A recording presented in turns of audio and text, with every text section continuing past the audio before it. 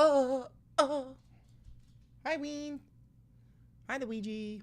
Hi, everybody. Good morning, afternoon, evening. In case I don't see you, good night. How are you? Hi, everybody. Swap this to live chat.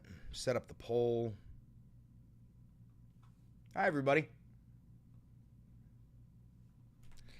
Have you liked and subscribed yet? Yes or no? I hate everything. Hello, everybody.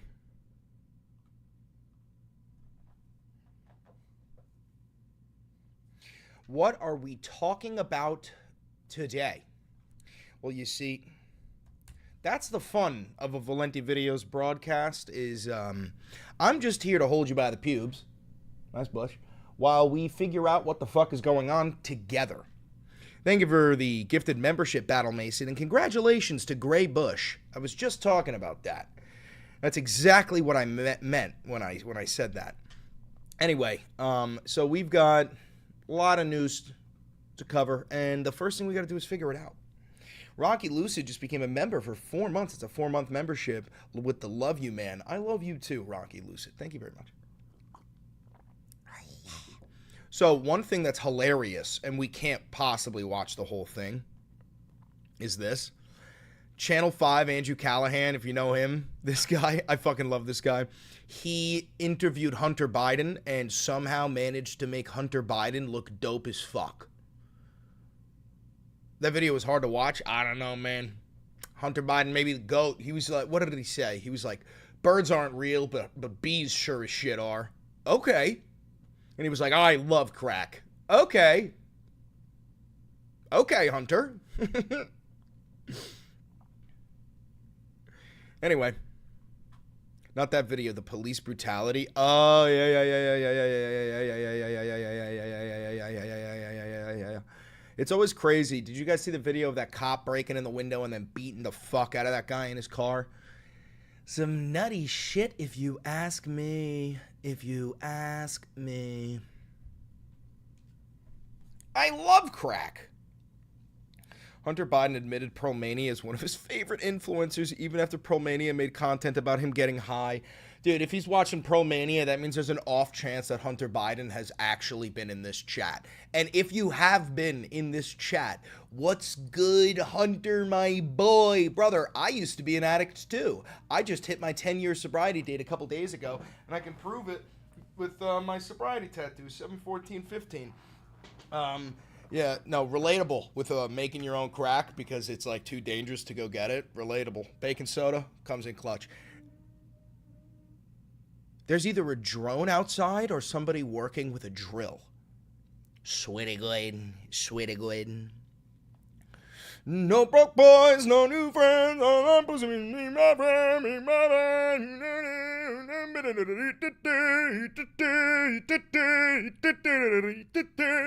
Anyway, let's check the breaking news headlines. What do we got?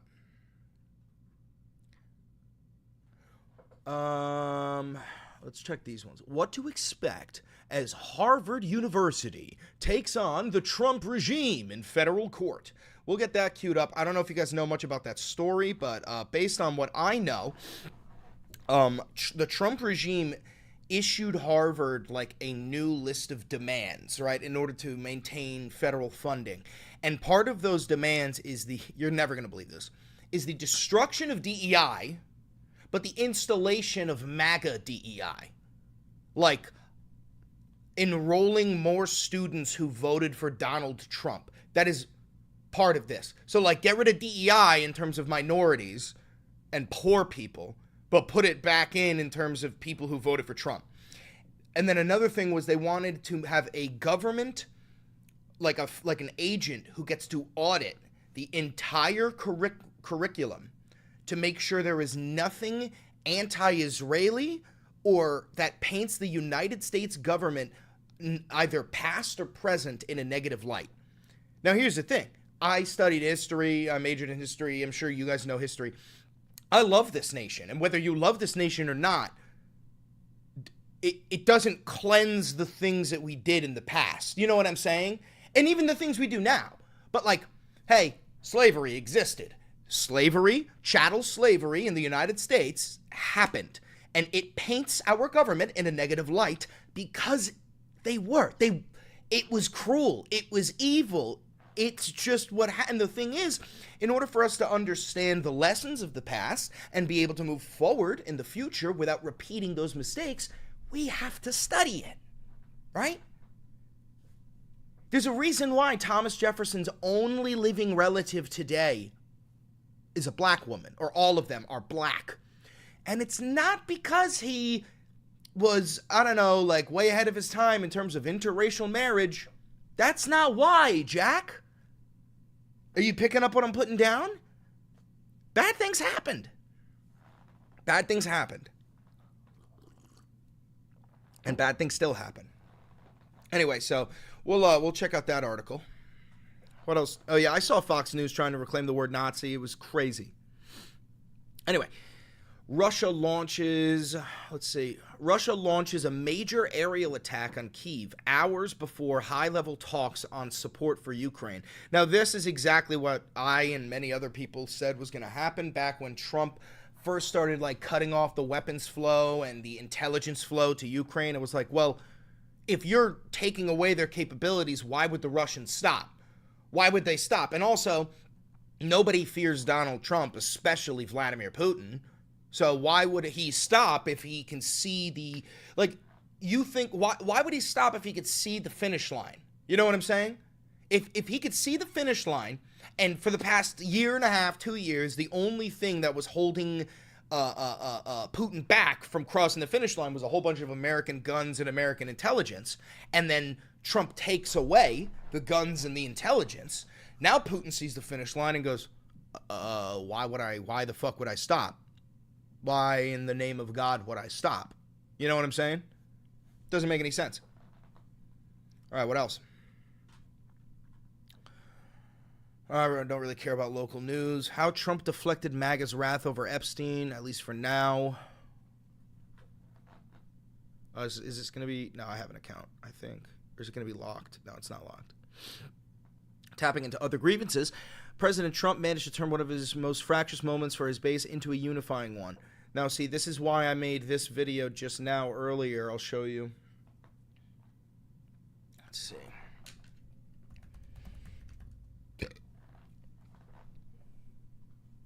I saw Mehdi Hassan versus 20 Fash. So I made this one. As somebody who's been groomed for years and then molested by very rich, elite white people, I would like to just come out and say, I don't care if it's a Democrat, a Republican, an apolitical person. I don't give a fuck. Every single person on that list needs to be prosecuted. This is not... Right, and I also posted that on Instagram, but we can't allow this to happen. You know what I'm saying? Everybody, every day, needs to hold their toes to the fire. We need to make sure that MAGA voters understand that they are on the side of pedophilia now, okay? If we allow them to move past this, then what are we?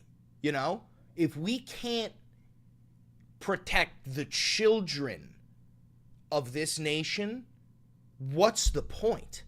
Do you understand what I'm saying?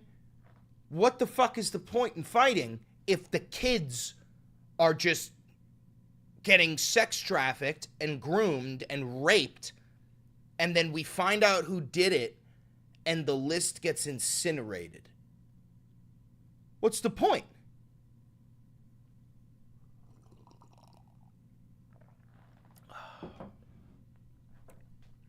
Anyway, so Mehdi Hassan debated 20 Nazis on Jubilee. We could watch some clips of that, but if you watch a Jubilee video for long enough, you get copyright struck, which is so stupid. And the same thing with, there was another video. couple videos that we're going to have to check out. All right, what other news do we got? Off-duty Border Patrol agent shot in apparent random robbery in New York City Park. I heard about this. The Border Patrol agent is alive. He's in a hospital, and he managed to shoot the robber. But don't fool yourself into thinking that this is like cop violence, like targeting a cop or some shit.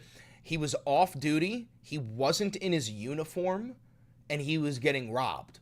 Right? Now, if you know anything about New York City, if you know anything about New York, really, or just anywhere that is relatively dangerous, yeah, people get robbed. This is a perfect coincidence for Kristi Noem, right? And Pete Hegseth and Stephen Miller, all that, because the robber happened to be an undocumented immigrant, like a Guatemalan undocumented immigrant. So, and also, here's my thing. It is a shame that this off-duty Border Patrol agent got shot. Let's be real for a second. I don't know who this is, but, like, it's a little nutty fucky. You know what I'm saying? I don't... Call me a fash if you want. Did you see Omar Fateh won the primary for the mayor of Minneapolis? I did. Another, he's like a Somalian, right? You know?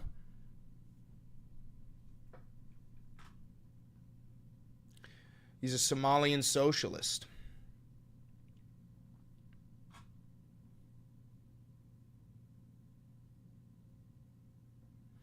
Is Jack slacking? Probably. That's what he does. Let's watch a little bit of this Hunter Biden interview. Just for Hunter during his final just a month in little office. bit. I was drinking so much alcohol, almost a handle of vodka a day. And alcohol is the most destructive drug, not just to your body. Dude, Hunter kind of reminds me of that guy on TikTok who talks about doing like drugs back in the day. He's like, my life was terrible, bro. I would wake up not knowing where the fuck I was. Fine shite just blowing me while I'm railing alligator tails of pure fish scale off her fucking ass, right?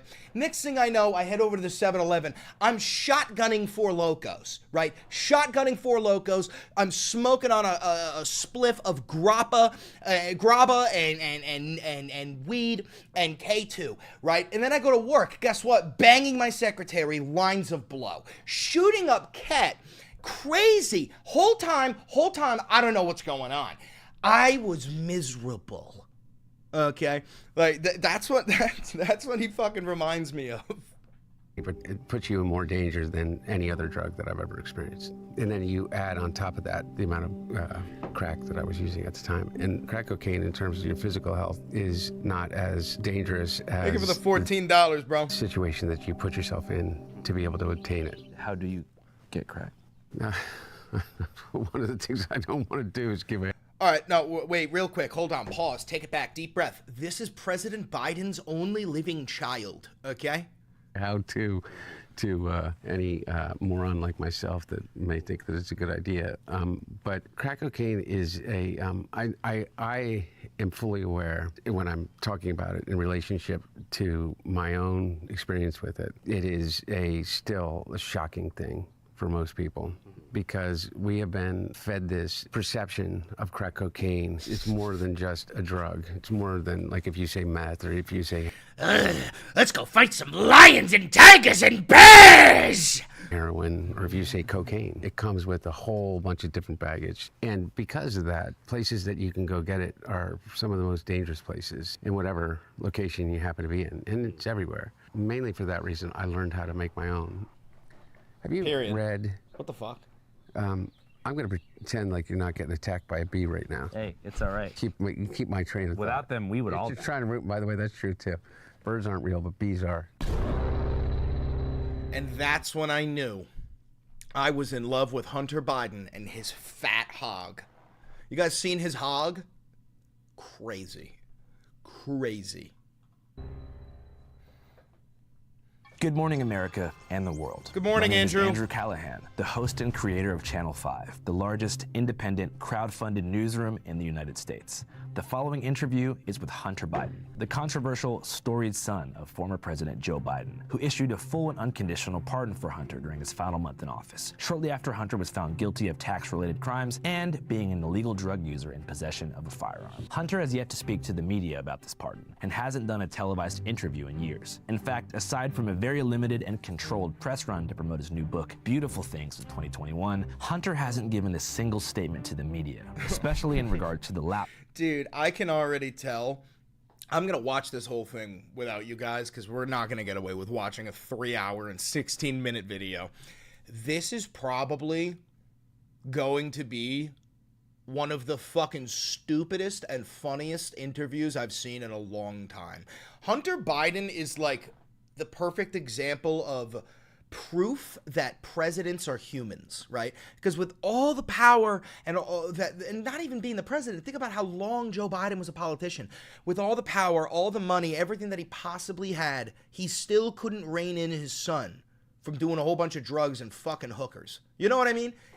At the end of the day, he's still a dad. You know what I'm saying? Who's like trying his best. Top scandal that was a crucial component in the Stop the Steal movement back in 2020, wherein millions of Trump supporters alleged that Joe Biden was being controlled and manipulated by nefarious foreign actors who leveraged their business connections with Hunter to peddle influence in the White House. As I mentioned, this alleged intel connects to private messages and emails that were found on a laptop that Rudy Giuliani and his lawyer claim Hunter left in a computer repair shop in Delaware sometime in 2020, where after the laptop repairman, John Paul Mac Isaac, pictured here, essentially leaked its contents to the world, along with evidence and Amazon. All right, let's get into it. Without further ado, ladies and gentlemen, Hunter Biden. All right, Mr. Biden, thank you so much for your time, man. I really appreciate it. How long has it been since you've done a formal sit-down interview? You know, it's been a while. Been a long while. I had a conversation with Jamie Harrison, who's the former chair of the DNC, who's a great friend, loyal. And I was down in South Carolina for other things and kind of like family down there. So I sat down with him and talked about some stuff, but nothing like this. What made you feel like now's the time for a official, unedited long form? Well, I don't know when it is Wait. time. Are you about to tell me that Hunter Biden reached out to Channel 5? Because if Hunter Biden wanted to do an interview and the person he reached out to was Andrew fucking Callahan, then like mainstream media is cooked. It's done. He didn't reach out to CNN, Fox, MSNBC. He didn't reach out to any mainstream. Because if he did, it's cooked. By 2030, there won't be Fox News or CNN. We're not the right time. I'm an admirer of your work, and we have a mutual acquaintance. He didn't take me much to agree to be really interested. I bet that mutual acquaintance is unironically Hassan Piker. The work that you've done is some of the most interesting commentary on the moment we're living in. The expanded moment that we seem to be continuing to live in of from 2020 on. I hadn't seen much of the earlier work that you had done, but I do know that I at least appreciate the sincerity with which you approach everything that you do. I appreciate it. You said 2020 on. Do you feel like that's the year the world kind of went crazy? No.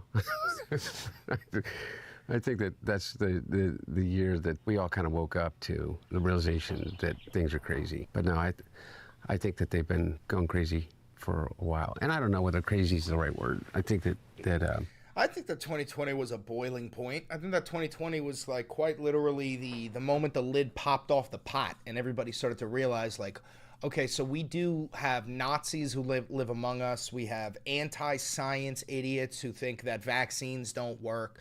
We have fascists running for office. The Democrat Party is a joke. Like, I think 2020 truly was a boiling point. Israel's bombing Yemen again? Get the fuck out of here. No shot. No shot.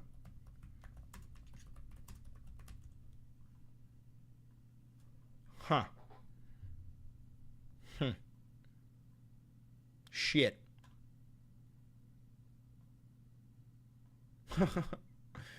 Israeli military attacks Houthi targets in Yemen's Hodeidah port.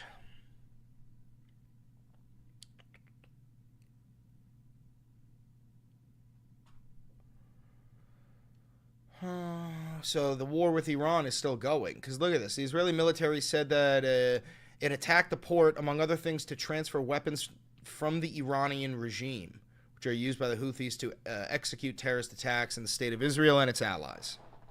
Yo, wouldn't it be, John Doe Corleone's got a point. Wouldn't it be, like, so fucking sick if Israel just stopped bombing its neighbors? Wouldn't that be goated? My family lineage is settlers from the 1500s. Colonialists. Yeah, colonials. You don't look very Native American to me. I am Native American. Whites are Native Americans. What are you talking about? You're not. What are you talking about? You're a little bit more than a far-right Republican. Hey, what can I say? I think you could say I'm a fascist. Yeah, I am. To seek to serve. Okay, so this is the type of shit that gets you copyrighted a lot because Jubilee is like a weird company and they like to do that. So we're only going to watch a little bit of this and we're going to really pause it a lot, okay? Because this, I don't know if you guys saw this. This is some of the most fucked up shit I've ever seen. This is the current Republican or conservative party. I have been telling you for years that you are actually up against Nazis and fascists. I've told you multiple times that I'm not being facetious. I'm not being sarcastic. These people want to kill you. And this is the most proof I can provide you, okay? My next claim is that Donald Trump is defying the Constitution.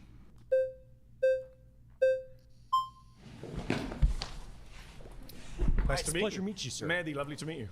So I would say that with Trump being anti-Constitution, I don't really care, to be quite frankly. Okay. Because in regards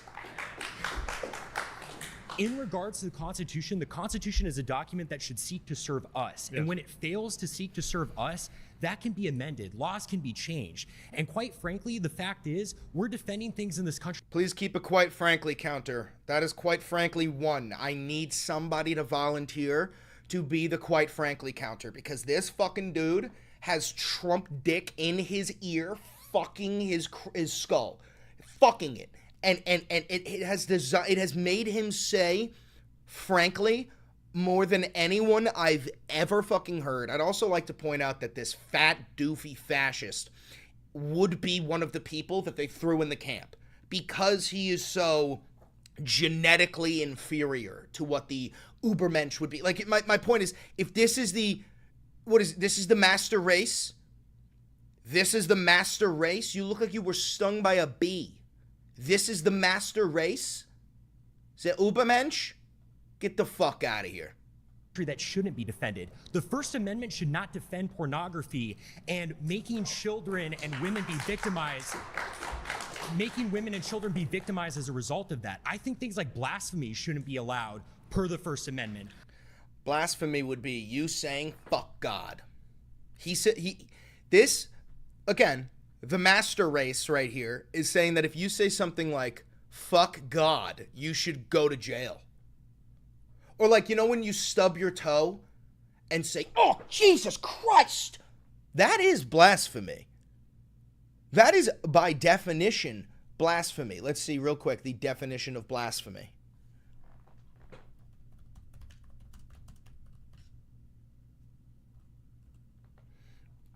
The act or offense of speaking sacrilegiously about God or sacred things.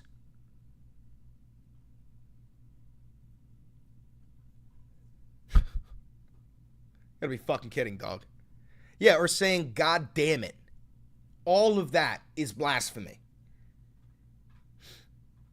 I think that, quite frankly, there are a lot of Another legal quite processes frankly. that are enabling criminals and bad people to fully enact their will in this country in the name of the Constitution or Like you! Like Trump! following the Constitution. So, quite frankly, if Trump is anti-Constitution, good, and I think he should go further. So, this is... Look at the way this gorilla is cheering. Is it registering to you yet that you are not up against fellow Americans? These are enemies. Dangerous, dangerous enemies. Well, here's the thing. This fat fuck probably wants you to think he's dangerous. He's not dangerous. His ideology is dangerous. That fat fuck probably couldn't fight a wet napkin, okay, and he'd lose.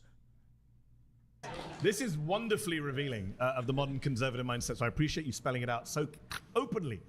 Just checking, do you support the Second Amendment? I do. Okay. Of course. Surprise, I was shocked to hear that. I'm saying that Donald Trump is defying the First Amendment, the Fourth Amendment, the Fifth Amendment, the 14th Amendment. He's thinking of defying the 12th and 22nd Amendments. Yep. You're saying you don't care about the Constitution, but actually you do because you quite like the Second Amendment. You just don't like the bits that you disagree with. Can I just be clear on that? Yeah, absolutely. Okay. I'm more than willing to amend it and include Whenever the it's in Second your Amendment. favor. Yeah, absolutely. Okay. So can Democrats do the same when they're in office? No, absolutely not. Because you it's don't the believe in friend enemy. democracy? No, I don't. Absolutely not. What do you believe in? Autocracy.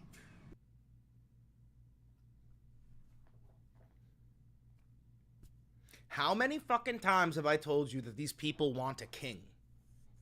How many fucking times have I told you that these people want to live in a theocratic, Christian, white nation with a king? How many times have I said it? And here's the thing. You can't spin this in any way. You can't spin this any way. Chatter said, what the fuck is an autocracy?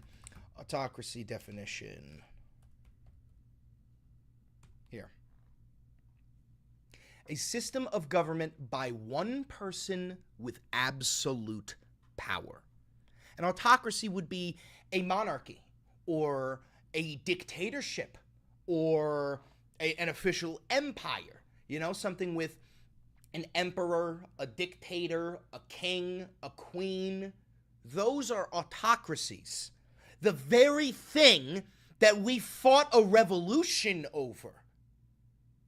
The literal very thing that America was founded on was breaking out of an autocracy. Jesus Christ. By who? Honestly, quite frankly, anyone who is in line with Catholic teaching. There's another quite frankly right there, but anyone who is in line with Catholic teaching should be the dictator. Now wait, get this. This part's gonna scare you. I know what you're thinking. Trump isn't Catholic. Trump doesn't practice Catholic teachings. Trump is antithetical to Catholic teachings. That's what you're probably thinking, right? Just you fucking wait.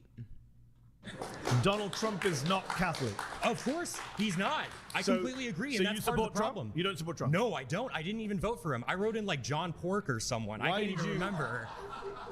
Why did you vote if you don't believe in democracy and you want autocracy? Well, because quite frankly, I voted. I There's another quite frankly.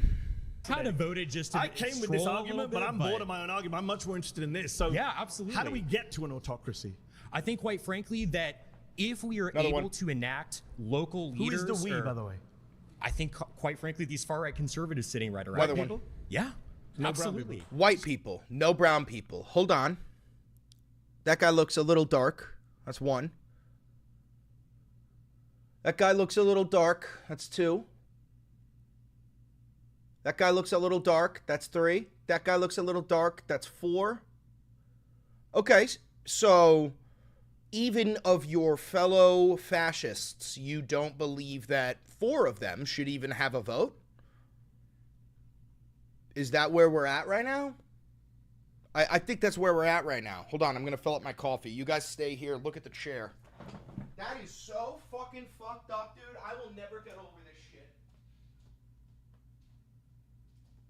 No back, no back, no back, no back, no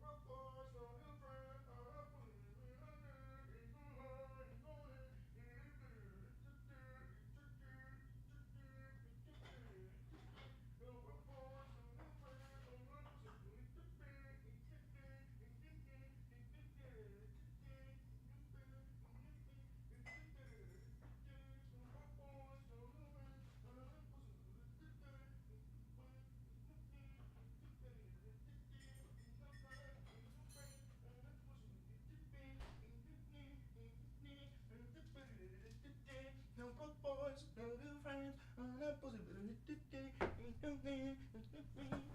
All right.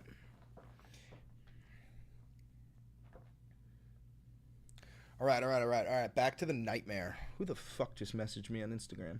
Oh, 10 people liked my comment. This guy goes, so somebody comments goes, I would wipe the floor with this guy. And I go, you would wipe my ass, bitch. And he just got so fucking triggered. He goes, you give suicidal vibes. Like you're going to be found in your closet with a goodbye letter type vibes. Well, you ain't going to do anything. So Trump is your daddy. Have you seen yourself?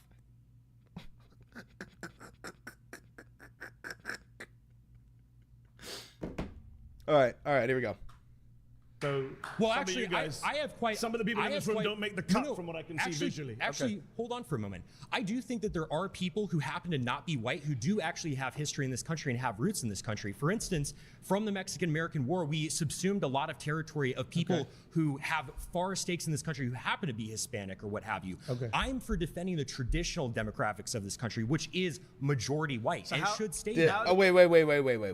The traditional demographics of this country are majority white?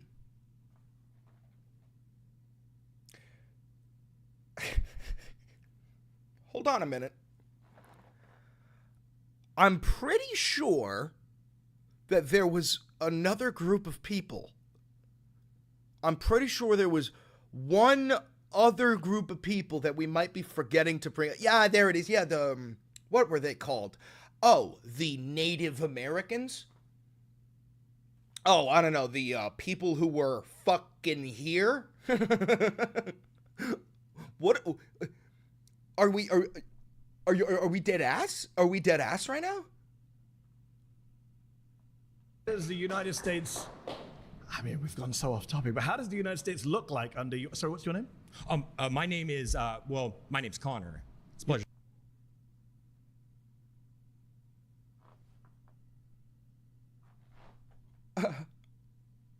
No, it's not. Now I know it definitely isn't. If there's one thing your name definitely isn't, it's Connor. If there's one thing that I think I know for a concrete fact without having any evidence to back it up, it's that this guy's name is not Connor. To meet you. Took a little bit of a doubt there. Oh, well, saying your name. I use Connor, a pseudonym online. fair enough. But Connor, fair enough. How? I use a pseudonym online, but fair. Yeah, okay, so dude, this guy is so. This is what I mean about like when I said he wants you to think he's dangerous. This guy is so afraid that he won't even use his own name. Like he's too afraid to even use to connect his real name to his political beliefs. I hold my beliefs on my fucking chest. I wear them on my sleeve. I'm a very proud socialist, an incredibly proud socialist. But you, sir, no matter how proud you seem to pretend regarding being a fascist, you're still too afraid to link your name to it. No, we're not making a video right now. I'll make a video later. How would Connor's America look? What would it look like? Well, quite frankly, I think we would deport That's another, quite frankly. people who shouldn't be here. No, I didn't ask about whether- deporting. What does the government look like? What does the government look like? Yeah. I would say, quite frankly, it's under a sort of benevolent leader such as Where does he Franco. come from? Such as Franco? The fascist dictator of Spain who allied with Hitler during World War II?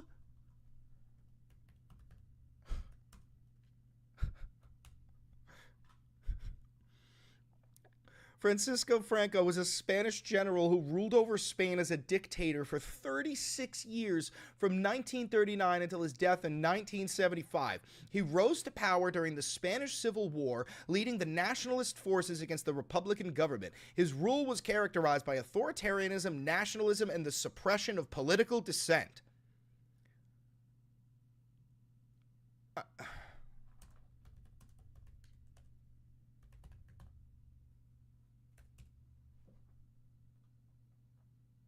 Are you talking about this guy? No, not Hitler. No, not the guy he's standing next to. Adolf Hitler. No, not him. You're talking about this guy? The one standing next to Adolf Hitler? Huh?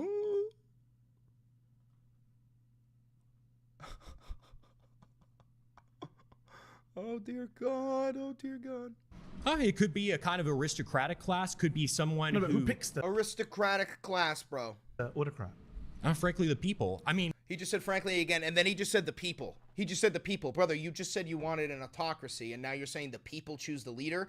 That's democracy, you fat, stupid, fascist, loser, incel, beta cuck. Are we being so fucking dead ass? we could hold a vote on it. Kings So were isn't paid. that democracy? Well, sure. You can have a vote to get to that stage. And then no more votes afterwards. Absolutely. Remember when Trump said, just vote for me once, he'll never have to do it again? Absolutely. Absolutely. Oh, yeah, no, Trump was serious. There's not going to be an election. Are you fucking kidding? Are you dead ass? Wow. 100%. Wow. And if that autocrat kills you and your family, you're fine with that? Well, I'm not going to be a part of the group that he kills because How do you that's a know? whole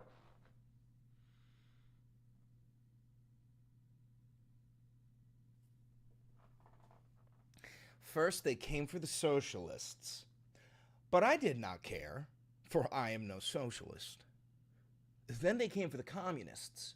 But I did not care, for I am no communist. Then they came for the homosexuals. But I did not care, for I am no homosexual. Then they came for the Jews, and I did not care, for I am no Jew. By the time they came for me, there was nobody left to fight with me. I butchered the ending, but... What did he say? Huh? thing. How do you know? Carl Schmitt Autocrats tend to kill everyone, Carl even their own Schmitt makes this supporters. point very well in his work. It's the friend. Carl Schmitt. Carl Schmitt. Where do I know that name? Carl Schmitt. Where do I know that name? Does anyone else know the name Carl Schmitt? Because I do. Carl, you're a Nazi! Oh no, Carl! His intellectual support for and active involvement with Nazism. Oh no! Oh. Enemy distinction, right? You Carl liberals, Schmitt, the you- Nazi Yeah, theoretician. absolutely. I don't care.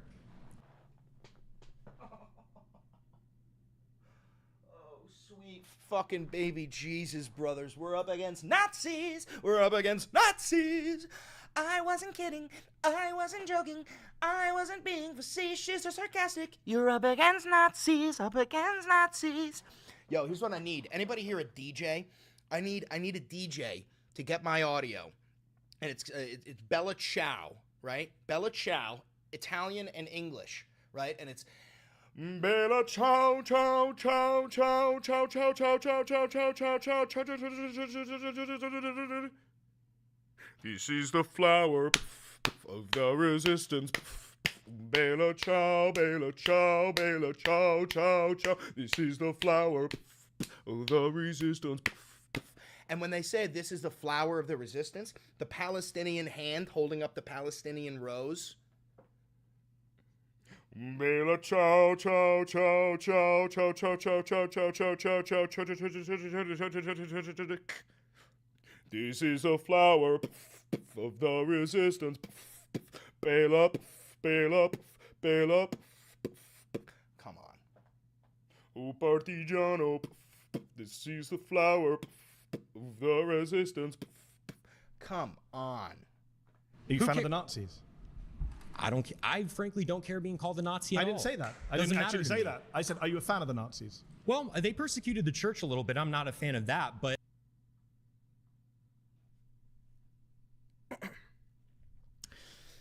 They persecuted the church a little bit. True. Absolutely true, Connor. I can think of about 7 to 10 million other people they also persecuted. 6 million of which were one specific group. Can we think about who they were? Dun, dun, dun, dun, dun, dun, dun, dun. Dun, dun, dun, dun, dun, dun, dun, dun, dun, dun, dun, dun, dun, dun, Jews. That's getting clipped out of context. What about the persecution of the Jews? Well, I mean, I certainly don't. Well, I mean, Well, I mean, wait a minute. That's not the way you answer that question, sir. Take it back. But I'm not a fan of that. But what about the persecution of the Jews? Well, I mean, I certainly don't support anyone's human dignity being assaulted. I'm a Catholic. But you don't condemn Nazi persecution of the Jews? I think that there was... This is a load of barnacles. Was a little bit of persecution and stuff like that, which is bad. A little bit of persecution. Oh?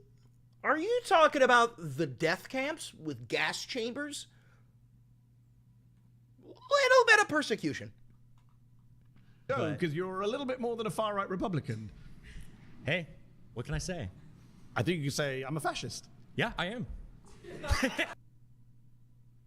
Ladies and gentlemen, the master race. Ladies and gentlemen, the Aryan race. Ladies and gentlemen, I present to you Fat Hitler.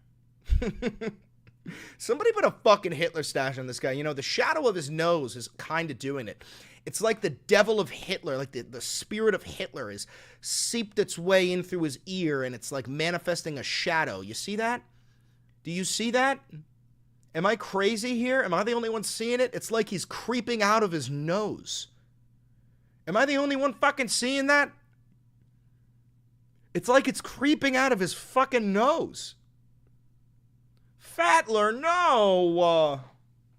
Look at that fucking thing. Am I going nuts?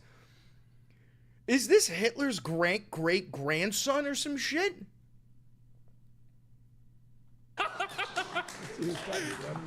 Absolutely. I'm just checking who's clapping, just to get my set of Yeah, wait, let's go back. I want to hear that again. A little bit more than a far-right Republican.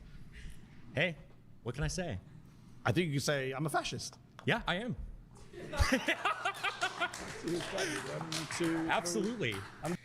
And please note the way they clapped. I want you to remember that Adolf Hitler is crazy. I want you to remember, I've told you many a time, you're up against fascists. And if I'm being honest, everybody that clapped, and especially this guy, they should be...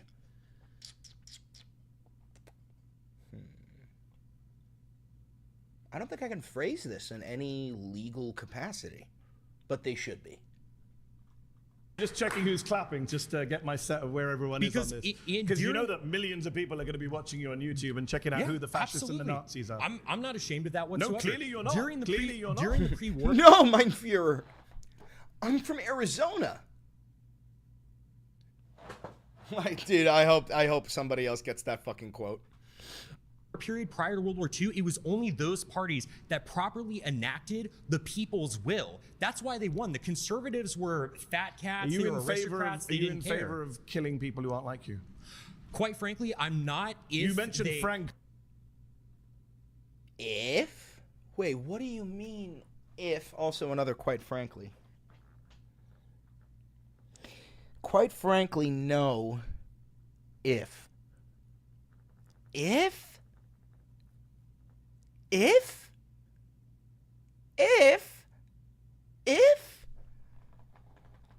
Earlier, Franco killed a lot of innocent people. Oh, well, he killed communists. He killed people who raped nuns and killed priests. What about children who he killed and women who he killed? What are you talking about? He never killed any women or children. He was Catholic, He only killed combatants. Is that what you... Oh, here we go. Franco and his forces killed or executed 150,000 people. That includes members of the Catholic clergy who were deemed either liberal or loyal to the Spanish Republic. And also, what do you mean, no, he didn't, he was Catholic, dude? The Catholic Church has slaughtered women and children by the millions, brother. By the fucking millions. Yeah, he only killed combatants. Never killed any innocent people. The White Terror was only punishing those people who did acts of terrorism. And again, are you supporting like raping innocent women? Nuns, dude. Killing priests? I mean, priests don't brandish guns and kill You people. just refuse to condemn the Nazi Holocaust, my friend. I don't think you're in a position to ask anyone any questions. I quite frankly don't care what you think about me. If I'm a Nazi and the being a feeling Nazi is mutual, and so- being a Nazi means upholding human Canada. dignity, because I even believe in your dignity. I don't in a state that I You do not believe in his dignity. You do not believe in his dignity. Be so fucking for real with yourself, fatler. was With the running, greatest of I wouldn't respect, want to hurt I don't you or debate. anything like that. But What are we quite doing frankly, here? I don't debate fascists. okay. Hell yeah, Medi. So do you concede then? I mean, why Do I concede? Concede? Is that... This is why I say there's no point to debate purgatory, right? You guys ask me a lot. You're like, will you debate this? Will you debate that? Will you debate Charlie Kirk? Whatever. Nowadays, the debate isn't really about debating. It's about winning. And it's not about who is into... Because we know for a fact that Medi is morally in the right. Medi is the one who's not preaching for fascism. But Adolf Hitler over here, right? He doesn't care about being morally correct. He doesn't care about being ethically correct. He cares about winning. Because he knows that dumbass fucks like us are going to be watching. Now, we're never going to be on the side of Nazis. But there's a lot of young 16, 17-year-old angry incel white kids who they are susceptible to this type of ideology, and this is going to be funny to them. It's going to be rage bait. It's going to be edgy, right? And that is like, this is the late stage of that. Like, this guy has definitely never had sex with a woman. He's been morbidly obese probably his entire life. And because of that, every time he looks in the camera, it's not the camera, every time he looks in the mirror, he feels a fat sense of shame. And no woman has ever wanted to have sex with him. And because of that, he blames everybody other than himself, right? I mean, look at this fat, disgusting piece of shit. You're a fascist who won't condemn the Nazis. Yeah. Yes, I concede that. Okay, great. So I mean, what are we doing here? Because I mean, you just don't seem know offended. what you're doing here, You to be just seem honest. offended, to be quite frankly. Like I'm offended To by... be quite frankly, you just seem offended to be quite frankly. I think this guy might even have Tourette's at this point. Valenti videos, let me see.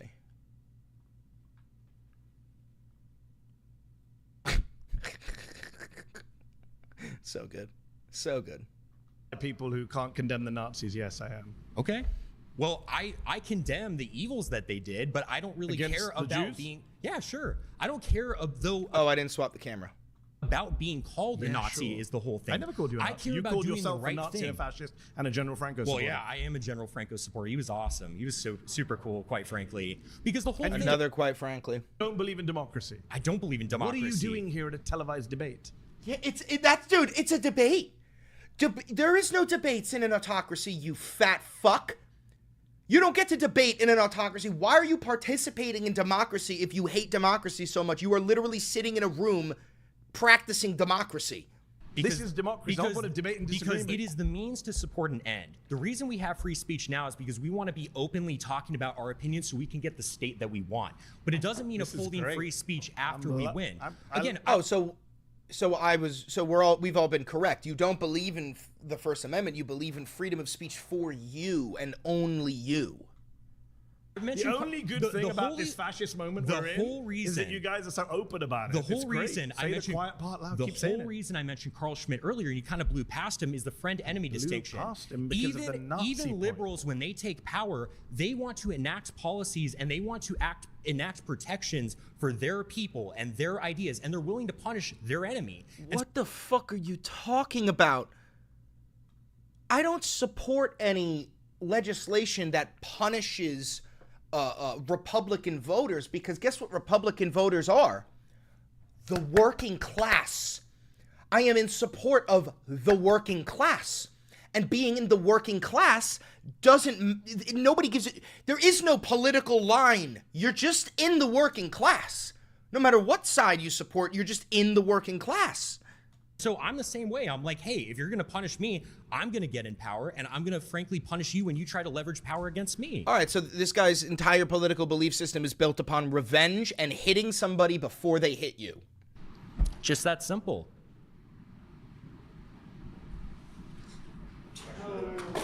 I'm not sure what you want to say. Hey, it is what it is. All right. Pause. You've been voted out by the majority. Please return to your seat. It's a pleasure to meet you, sir. I can't say the same, but thank you.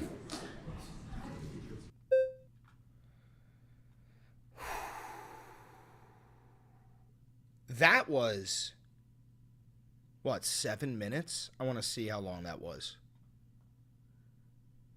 Cash Patel on Epstein. He knows more information All right. than I do. Pause. That's time. Please return to your seat. How long was this? Yeah, take care. Surrounded is now a podcast, available wherever you... Cash Patel on Epstein. Frankly, the fact care to be. Cash Patel on Epstein. Cash Patel. Frankly, the fact is, we're.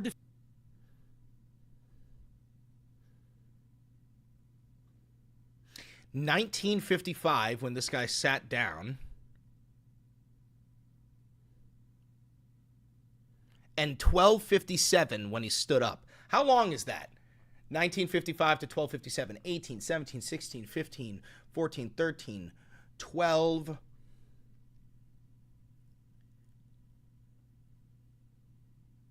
So that's under...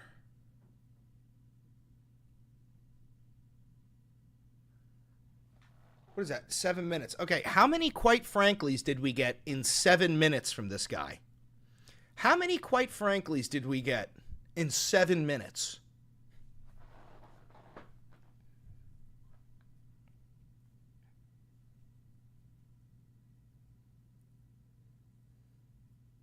$17 quite franklys in 7 minutes. That's 2.5 quite franklys per minute. That is 2.5 quite franklys per minute. What the fuck? Dude, that's like a form of Tourette's, right? That's got to be like a form of Tourette's. You could argue that. You could absolutely argue that. And in 7 minutes, this guy said he supports dismantling the Constitution. He doesn't like democracy. He wants an autocracy and a dictator. He refused to condemn the Nazi persecution of the Jews. He said he was a fan of the Nazi Francisco Franco. He said blasphemy should be illegal. I mean, dude, in 7 minutes, this guy just spelt out, like, modern Nazism, right? In 7 minutes. Just laid out everything he could about modern Nazis. That's what he just did.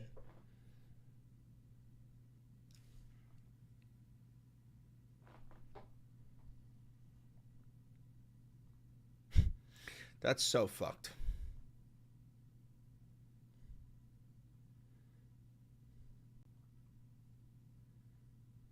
As someone with Tourette's, that's not Tourette's. No, that's what I'm saying. I'm not saying it's Tourette's. I'm saying he said it so frequently that it was almost as if he had Tourette's. The way that he is using it was so frequent that you could even you could tell me that guy had Tourette's potentially beforehand. I'd be like, is his Tourette's, quite frankly, is that his Tourette? Is that his tic? Because he said it 2.5 times per minute. You know. He thinks it makes him sound smarter. I don't know about that. I think it's his filler. You know how a lot of California girls say like? They're coming up with a sentence and they're like, I don't know, like, let's just go, like, to the, like, mall. And, like, I think that's his like, is, I don't know, quite frankly, we could go to, quite frankly, the mall. Or, quite frankly, we could get burgers. You know, I think that's his perchance. Yeah. Yeah, and Trump likes to say it. He's copying the leader.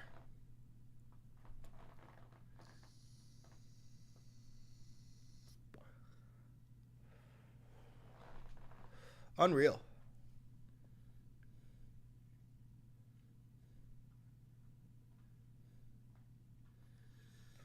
All right, Israeli military attacks Houthi targets in Yemen's Hodeidah port. Israeli military attacks Houthi targets in Yemen. So when is this? This is today. Let's see. What do we got from this? Houthis claimed responsibility for an attack on the Greek ship Eternity Sea that maritime officials say killed 4 of the 25 people aboard. Yeah, the United States announced a surprise deal with the Houthis, agreed to stop bombing campaign against them in return for an end to shipping attacks. So Trump is going to be pissed about this. Speaking of, let's check Trump Truth.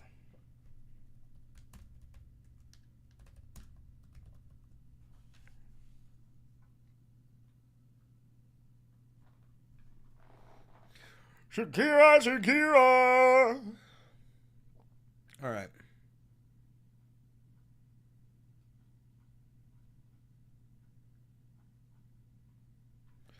Watch Mark Levin on Fox News. No!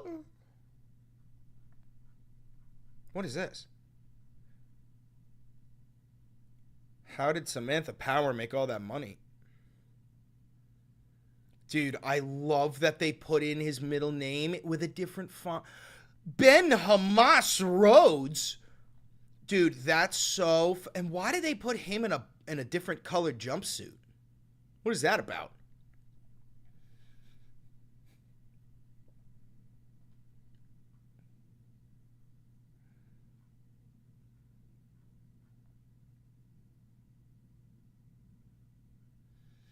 Okay, so yeah, Trump just literally is saying out loud that he wants to... Oh, the tan suit. Funny.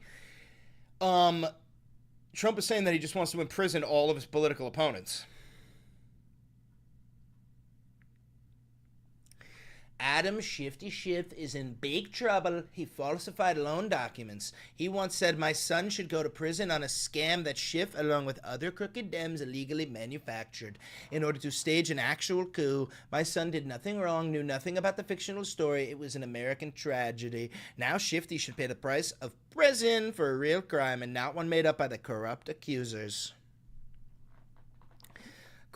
Crime in American cities started to significantly rise when they went to cashless bail. The worst criminals are flooding our streets and endangering even our great law enforcement officers. It is a complete disaster and must be ended immediately. All right, Donald. Look at this old fuck. Look at this disgusting old fuck. I don't even care that Chuck Schumer is a Democrat. Suck my dick and fucking retire, you old bag of dicks. God, I fucking hate Chuck Schumer.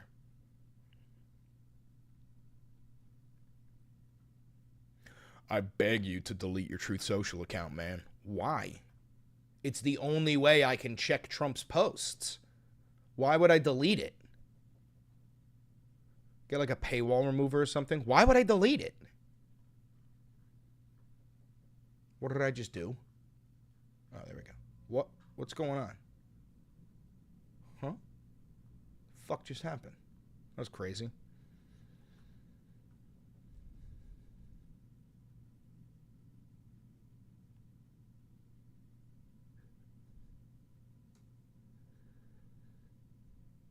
Deleted my Twitter. Cool.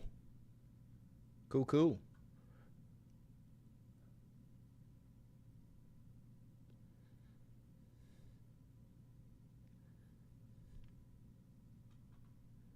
And for more on this, I'm joined by defense attorney, former federal prosecutor Sarah Krisoff. Sarah, thanks for coming on.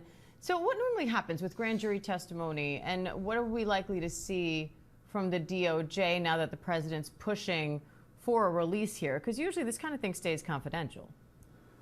Yeah, the default here really is secrecy, and there's a lot it's about discipline and agency. Yeah, well, brother, my job is to report on the news, so I kind of need access to it. Reasons for that, and the system works pretty well. In this case, the Attorney General and the Deputy Attorney General have... Louis, what about the Washington Redskins? What about them? Asked the district court to unseal just the transcripts of what $5. My mom is saying there's no way to know if it's real that we're building concentration camps and that Trump is on the Epstein list. Yeah, dude, there's nothing you could say. Your mom is a dipshit, bro. And presented to the grand jury. So it really is a very limited universe of information they've asked the court to unseal, but I think it's very possible the court just says no. I mean, there's lots of compelling reasons to keep it secret. What of value did you get that wasn't posted on other news sites? I get it fast, and I get it directly from the horse's mouth. I don't have to rely on some other news source. I go directly to Donald Trump's post. I've covered Donald Trump's post on Truth Social 1 minute after posting, before any mainstream media outlet has covered it. I don't listen. You're not going to be able to convince me to get rid of my account on Twitter and on Truth Social because of what? Because one person's going to fix it, dude. No. That doesn't work. Consumer activism does not work. It never has, historically, ever. My job is to report on this motherfucker. My job is to keep people informed. I need to have it. The least of which is... I don't have to convince you, but they're making money off you? No shit, Sherlock. And Sundar Pichai is making money off of you right now. While you're typing in this YouTube chat, a tech CEO who was at Trump's inauguration and got like a $500 billion contract to build supercomputers is profiting off of you right now, as we speak. There's still a defendant in custody for this case, Miss Maxwell. So I think the judge is probably going to be inclined towards keeping it secret, although maybe he can be convinced otherwise. There are growing calls in Congress. Redskins or no stadium? What? What do you mean? I don't know what you mean.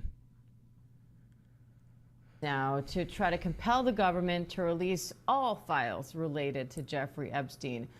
Do you see any legal implications there if that happens?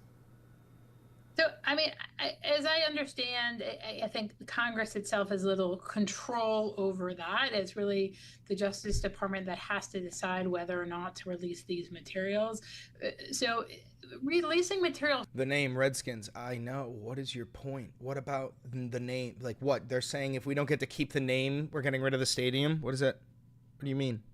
Trump is basically going to block a business deal if they don't change their name to to Redskins. If they don't change their name back to the Redskins. Okay, yeah, listen, I mean, who gives a fuck? Trump does stupid shit all the time. That's not news. I don't give a fuck about that. Wholesale in a case like this. I'm not saying it's not important. Well, I am saying it's not important. It's really not. I mean, who gives a fuck what he's going to do? He's not going to be able to follow through with that. Is I think never going to happen. I mean, these materials are filled with information about people who patronized Epstein's ring, about minor victims, and even with extensive redactions, they just couldn't be released wholesale. I don't think that's a possibility. There is a real question of whether sort of a larger subset of the materials could be released publicly after they're scrubbed. My bad. Bro, no, chill. I'm not tweaking out on you. I'm saying it doesn't really fucking matter when there's a goddamn list of pedophiles that the president won't release. And Israel's bombing Yemen. Like, there's a lot of bigger things to talk about than the fucking Washington Redskins. Material that really should not be in the public domain. But, I mean, I think that's really within the purview of the Justice Department. They are going to decide whether or not that's done. Ghislaine Maxwell was convicted of conspiring and aiding Jeffrey Epstein. She's serving a 20-year prison sentence. Her attorneys are now trying to appeal her conviction. So do you think that conviction will play a role in the government's decision as to whether or not to disclose more evidence from its investigations? Could that disclosure impact her case? Yeah, I mean, how that really ties in here is the government's request to the trial court to unseal these transcripts and to unseal portions of the case. They're making an argument, there's lots of interest in this is historical significance, but those types of arguments are usually made in cases that are 20, 30, 50, 80 years old, right? And we don't have someone who is Israel bombed Yemen? Yeah, bro, they've been doing it for a while. In custody still trying to fight their conviction related to the case. So, I mean, there's a real tension here because this is not just a matter of historical significance, but a matter affecting, people who are here today and people who are a woman who is in custody today based on charges stemming from this. All right, Sarah Krisoff, thank you. don't know if Google is fascist, if Valenti is having a thriving career on it. Huh? Google is a company. Governments can be fascist. But, yeah, no, consumer activism doesn't work. My favorite example is, like, all those people who boycotted Starbucks at the beginning of the Israeli genocide against the Gazans. Do you think that any of that prevented a single Gazan life from being taken? No. Or when people were boycotting, Bud Light because of their LGBTQ can, do you think that affected their profit margins in a significant way? No. And I already know, you're going to be like, well, they lost $4 billion. Well, they make like $1 trillion. We're talking about Anheuser-Busch. I don't give a fuck. That consumer activism is designed to make you feel like you are doing something and prevent you from actually doing something, right? You see all the footage, you go, this is horrible, I really want to do something. And then you find out that the solution, doing something, is not drinking Starbucks for 6 months. And you go, oh, okay, I won't do that. And then you don't do it, and you feel better about yourself. When it's like, well, you could have been in the streets protesting. You could have been calling up your representatives, demanding solutions. You could have been doing other things, but instead, you participated in the boycott, and problem solved, right? Meanwhile, it did literally fucking nothing. Literally fucking nothing. That's my take on consumer activism. It's controlled opposition designed to make you feel like you're actually doing something. Reducing my argument to saying only a boycott works? I'm not reducing your argument at all, bro. I'm not even having an argument with you. I'm just fucking telling you my opinions. I'm just telling you what I think.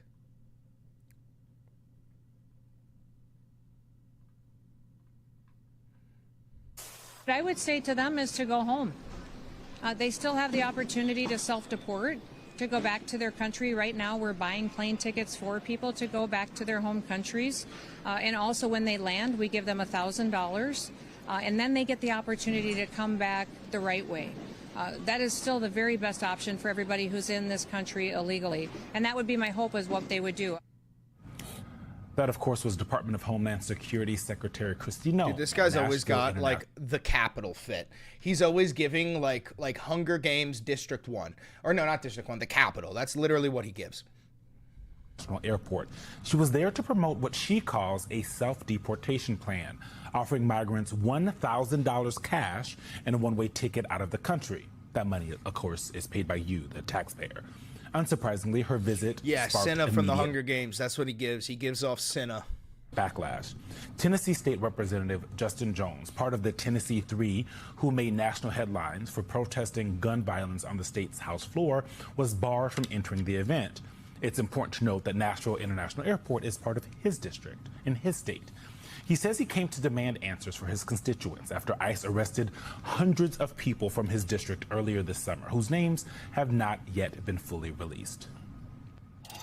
Every other event we've had here in the airport, we've been allowed as representatives. This is the first time I'm being told as a House representative that I'm not allowed to attend an event. I'm here simply to support veterans and also because I want to get answers from my constituents who've been harassed and who've been brutalized by ICE here in Nashville. I just want to know from the Secretary, where are the people of my district? Jones said he received prior approval from airport officials to attend the press conference, but DHS Communications Manager Thomas Wackman said that was a mistake. Tennessee State Representative Justin Jones joins us now. Representative, thank you so much for joining us this morning. I want to start right there.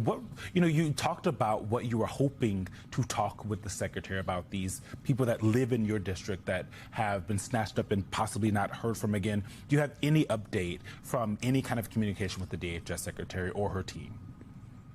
Well, good morning. It's great to be with you all. Unfortunately, on Thursday, Secretary Noem came to my district, House District 52. The National International Airport is in that district, and chose to do what she does best, waste taxpayer money with this stunt, this spectacle, this photo op. Instead of being a serious secretary willing to engage in bipartisanship and answer questions. In the beginning of May, 196 members of my community.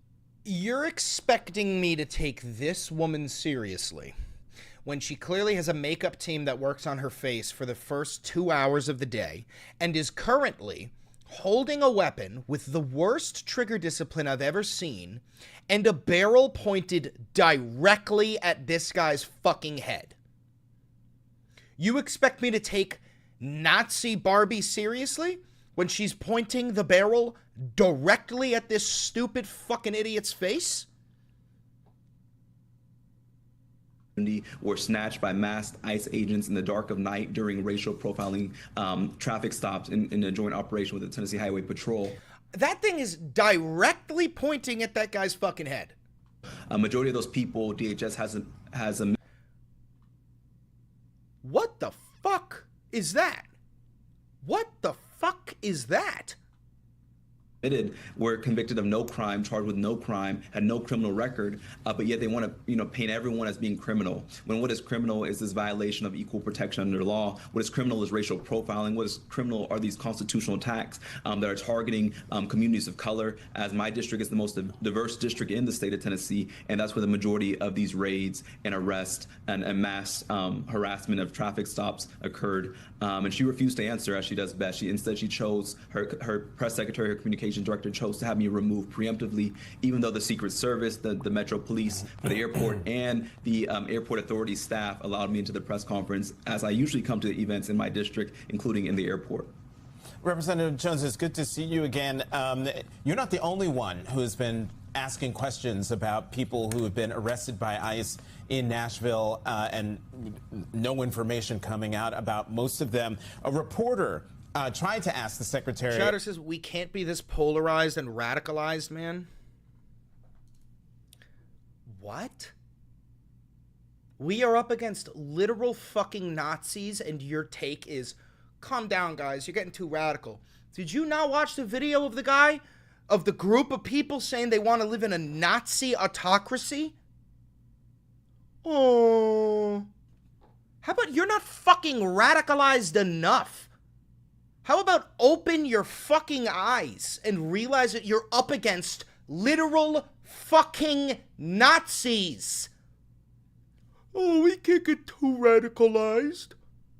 What the fuck are you talking about? A question along the lines of what you just pointed out. Let's watch that and I'll ask you about it on the other side. The Trump administration has specifically targeted the worst of the worst. The individuals that we are going after are those that are violent criminals, those that are breaking our laws, and those that have final removal orders. My audience is predominantly Latino, Mhm. so they kind of every day say they're fearful because a lot of people have been targeted based on their skin color, not necessarily. That is not true. And so that has been another false narrative that has been put out there in the media that I absolutely want to throw back at you and say that is absolutely false, and don't you dare ever say that again. Oh yeah, don't you dare believe what you're seeing with your own eyes. Don't you dare ever say that we're primarily targeting Latinos when we're primarily targeting Latinos. Don't you fucking dare. And what do we do? Representative Jones, the reporter said, our viewers are mainly Latino, and this is what we're hearing on the ground. This isn't some made-up narrative. This is the lived experience of people in your district. I mean, that's exactly right. But I think one of the most asinine things she told the reporter, she said, don't you dare say that again. I mean, think about the audacity. Think about the arrogance, the hubris to tell a reporter not to do their job and ask questions. I mean, this is a reporter who works for one of our Latino news stations here and who has been on the ground talking to families who've been terrorized, people who are coming back from an overnight shift, their partners snatched by these mass ICE agents, a mom snatched by these ICE agents. These are not criminals. These are members of our community, people who are part of our district and of our Nashville, diversity and way of life. We represent, again, the most diverse district in the state of Tennessee, and that's what makes us a great place to live. But Kristi Noem comes here trafficking in the politics of fear and division, trafficking in the politics of racial profiling and harassment, because that's all she knows. When we live in a country where we welcome white refugees from South Africa, yet demonize brown people as being an invasion from the border, that tells you that this is about a politics that is no stranger to my state, a state in which the KKK was founded. And now we have another mass group coming out, some of whom we don't even know if they're ICE. They're not ICE, bro. They're not ICE, bro.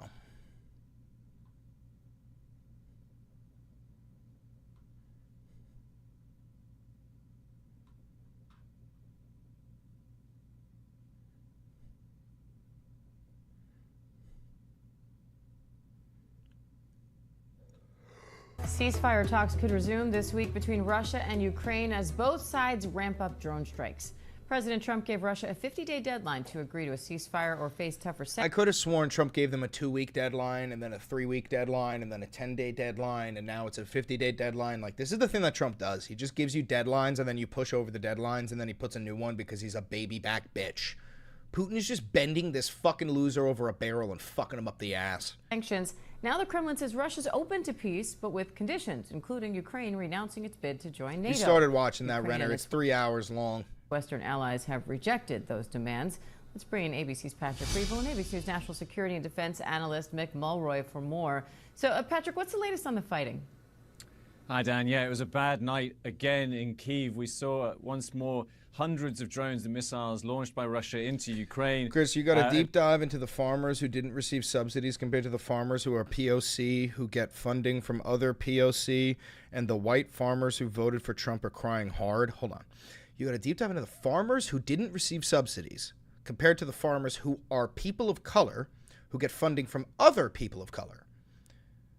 And the white farmers who voted for Trump are crying hard. Oh, because like the white farmers don't have community? Is that what you mean? Good morning, Jack.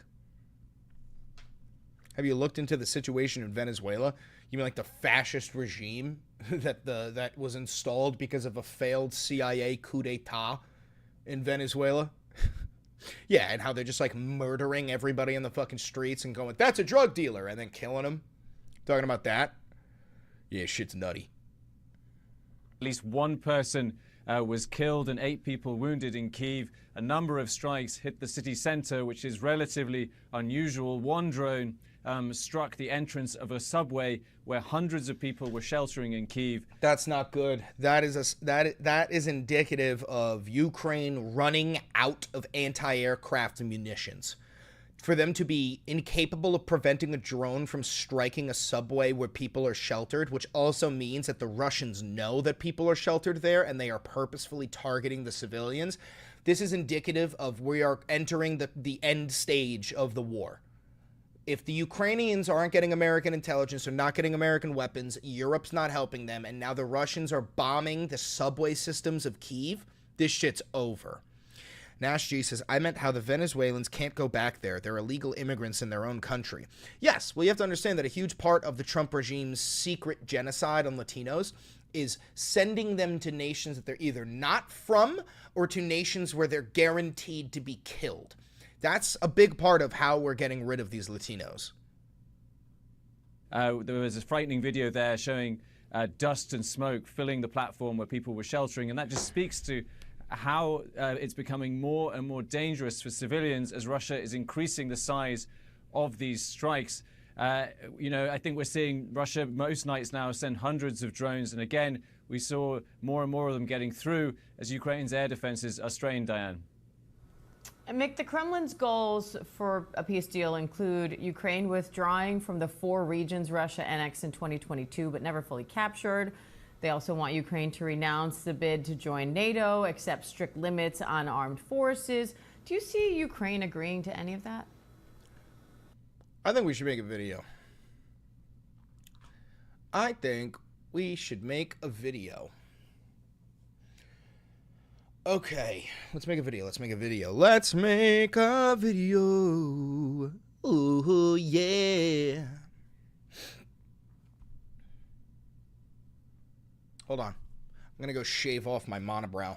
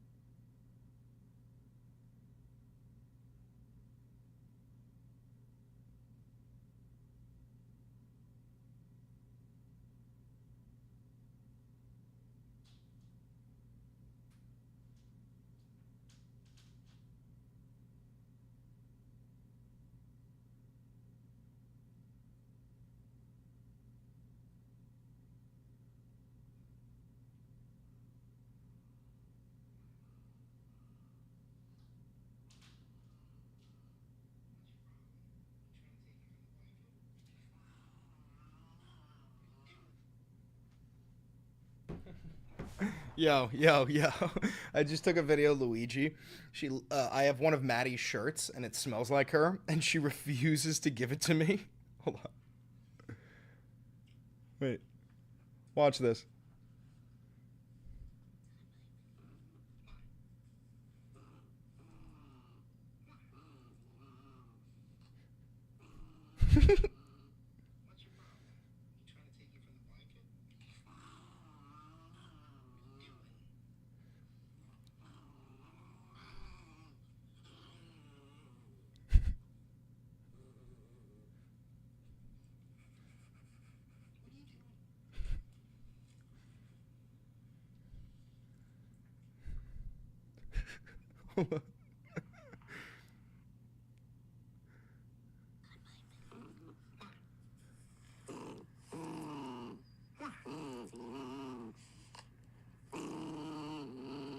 What's your problem?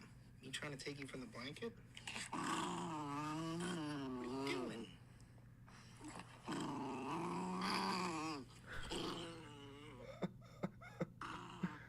Dude, that is the funniest. Look at this right here. Ready?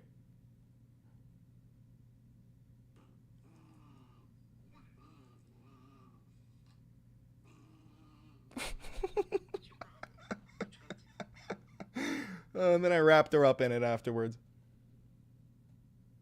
And then she was happy.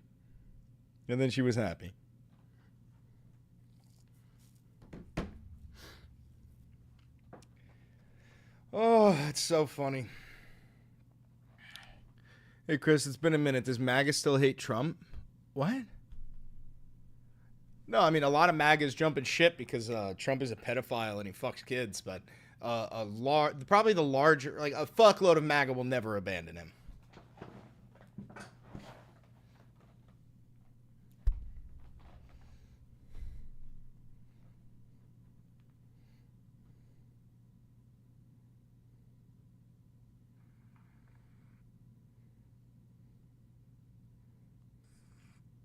All right.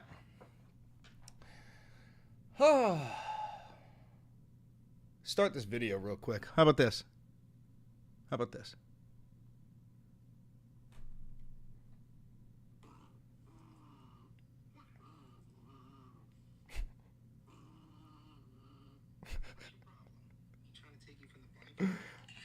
What's up, guys? Hi, how are you? Welcome to the Valenti VOD.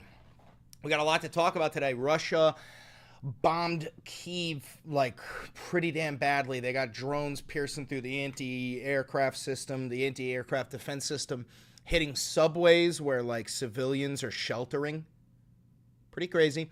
The Israeli military is bombing Yemen.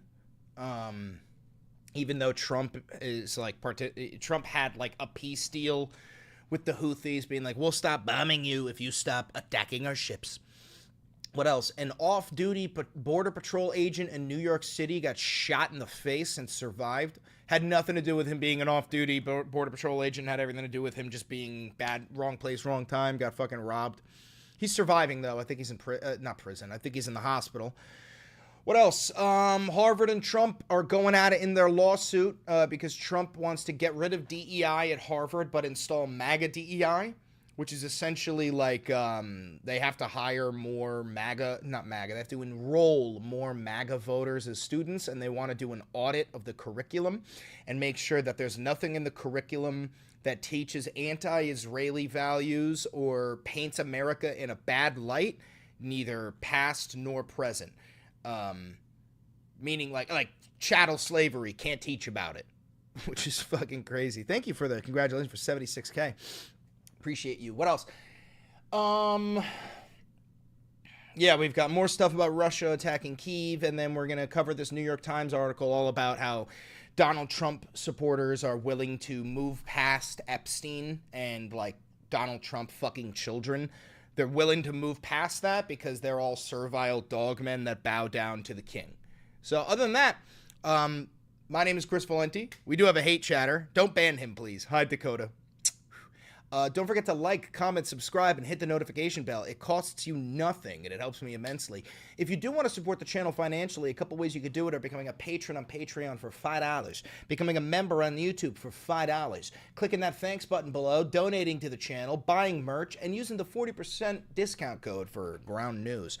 Other than that, let's just dive right in. We're going to jump in with Russia bombing Ukraine before Trump's ceasefire talks. Now, let me tell you one thing. Trump, Trump always chickens out. Trump has given Putin like a 2-week deadline and then a 10-day deadline and then a month-long deadline, and now he's giving him a new deadline of 50 days. But I don't understand what Trump expects, because Ukraine was barely holding the line against Russia. I mean, sometimes they were pushing them into Russian territory, but barely holding the line against Russia with American weaponry, with American intelligence, with American money. And now that Trump has seemingly pulled out the money, the intelligence, the weaponry, why the fuck would Putin stop? It's like if Putin could see the finish line, but the only thing holding him back was the weapons firing, right? Then he took away the weapons, now he sees the finish line, why the fuck would he stop? Why would he stop? And that's exactly what he's doing to Trump. Let's check it out. Ceasefire talks could resume this week between Russia and Ukraine as both sides ramp up drone strikes. President Trump gave Russia a 50-day deadline to agree to a ceasefire or face tougher sanctions. Now the Kremlin says Russia's open to peace, but with conditions, including Ukraine renouncing its bid to join NATO. Ukraine and its Western allies have rejected those demands. Let's bring in ABC's Patrick Reevell and ABC News national security and defense analyst Mick Mulroy for more. So, Patrick, what's the latest on the fighting? Hi, Dan. Yeah, it was a bad night again in Kyiv. We saw once more hundreds of drones and missiles launched by Russia into Ukraine. At least one person was killed and 8 people wounded in Kyiv. A number of strikes hit the city center, which is relatively unusual. Shit looks like fucking Mordor, bro. Shit unironically looks like fucking Mordor. One drone struck the entrance of a subway where hundreds of people were sheltering in Kyiv. There was a frightening video there showing dust and smoke filling the platform where people were sheltering, and that just speaks to how it's becoming more and more dangerous for civilians as Russia is increasing the size of these strikes. I think. So let's point something out. This is indicative of Ukraine running out of ammunition for their anti-aircraft defense systems. Because if the drones are able to pierce Kyiv, and let alone, especially, subways in the center of Kyiv that are harboring civilians, well, that means 2 things. 1, you're running out of ammo, but 2, the Russians are purposefully targeting civilian areas, which also shouldn't surprise you. We're seeing Russia most nights now send hundreds of drones, and again, we saw more and more of them getting through as Ukraine's air defenses are strained, Diane. And Mick, the Kremlin's goals for a peace deal include Ukraine withdrawing. We got like 3 Trump dick riders in here. I know, leave them. It's good to have a nice lolcow. If they say something fucked up, you can get rid of them. But for now, let's just point and laugh. 4 regions Russia annexed in 2022, but never fully captured. They also want Ukraine to renounce the bid to join NATO, accept strict limits on armed forces. Do you see Ukraine? Putin's surrender terms are quite literally the stranglehold on Ukraine. It is a Russian stranglehold on Ukraine. That is his surrender terms. That's why Ukraine is never going to just surrender to those terms. Agreeing to any of that?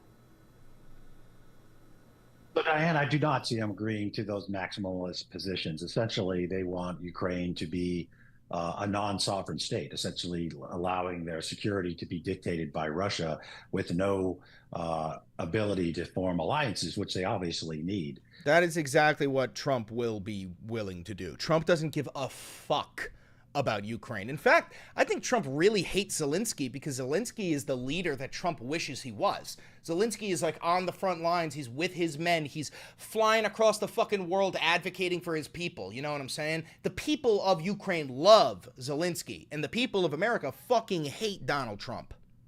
So I think it's maximalist. I think they're in Dakota goes, I'm more popular than this Chris guy. Also, Dakota, what's it like running defense for a child rapist, Jeffrey Epstein? Your perfect and humble Führer refuses to release the list because he's on the list. Just trying to keep this ceasefire negotiation talk going, but the only way that's really going to be effective if there's an actual ceasefire during the negotiations. If not, I believe Russia is just going to keep continuing to strike civilian targets in Kyiv. They will. They're going to try to incrementally take up territory in the east, And that is their plan. They have 50 days to do so before there's even consequences. There's not even going to be any consequences on the 50-day mark. All right, moving on to more war. Israeli military attacks Houthi targets in Yemen's Hodeidah port. Now, if you remember earlier, where is it?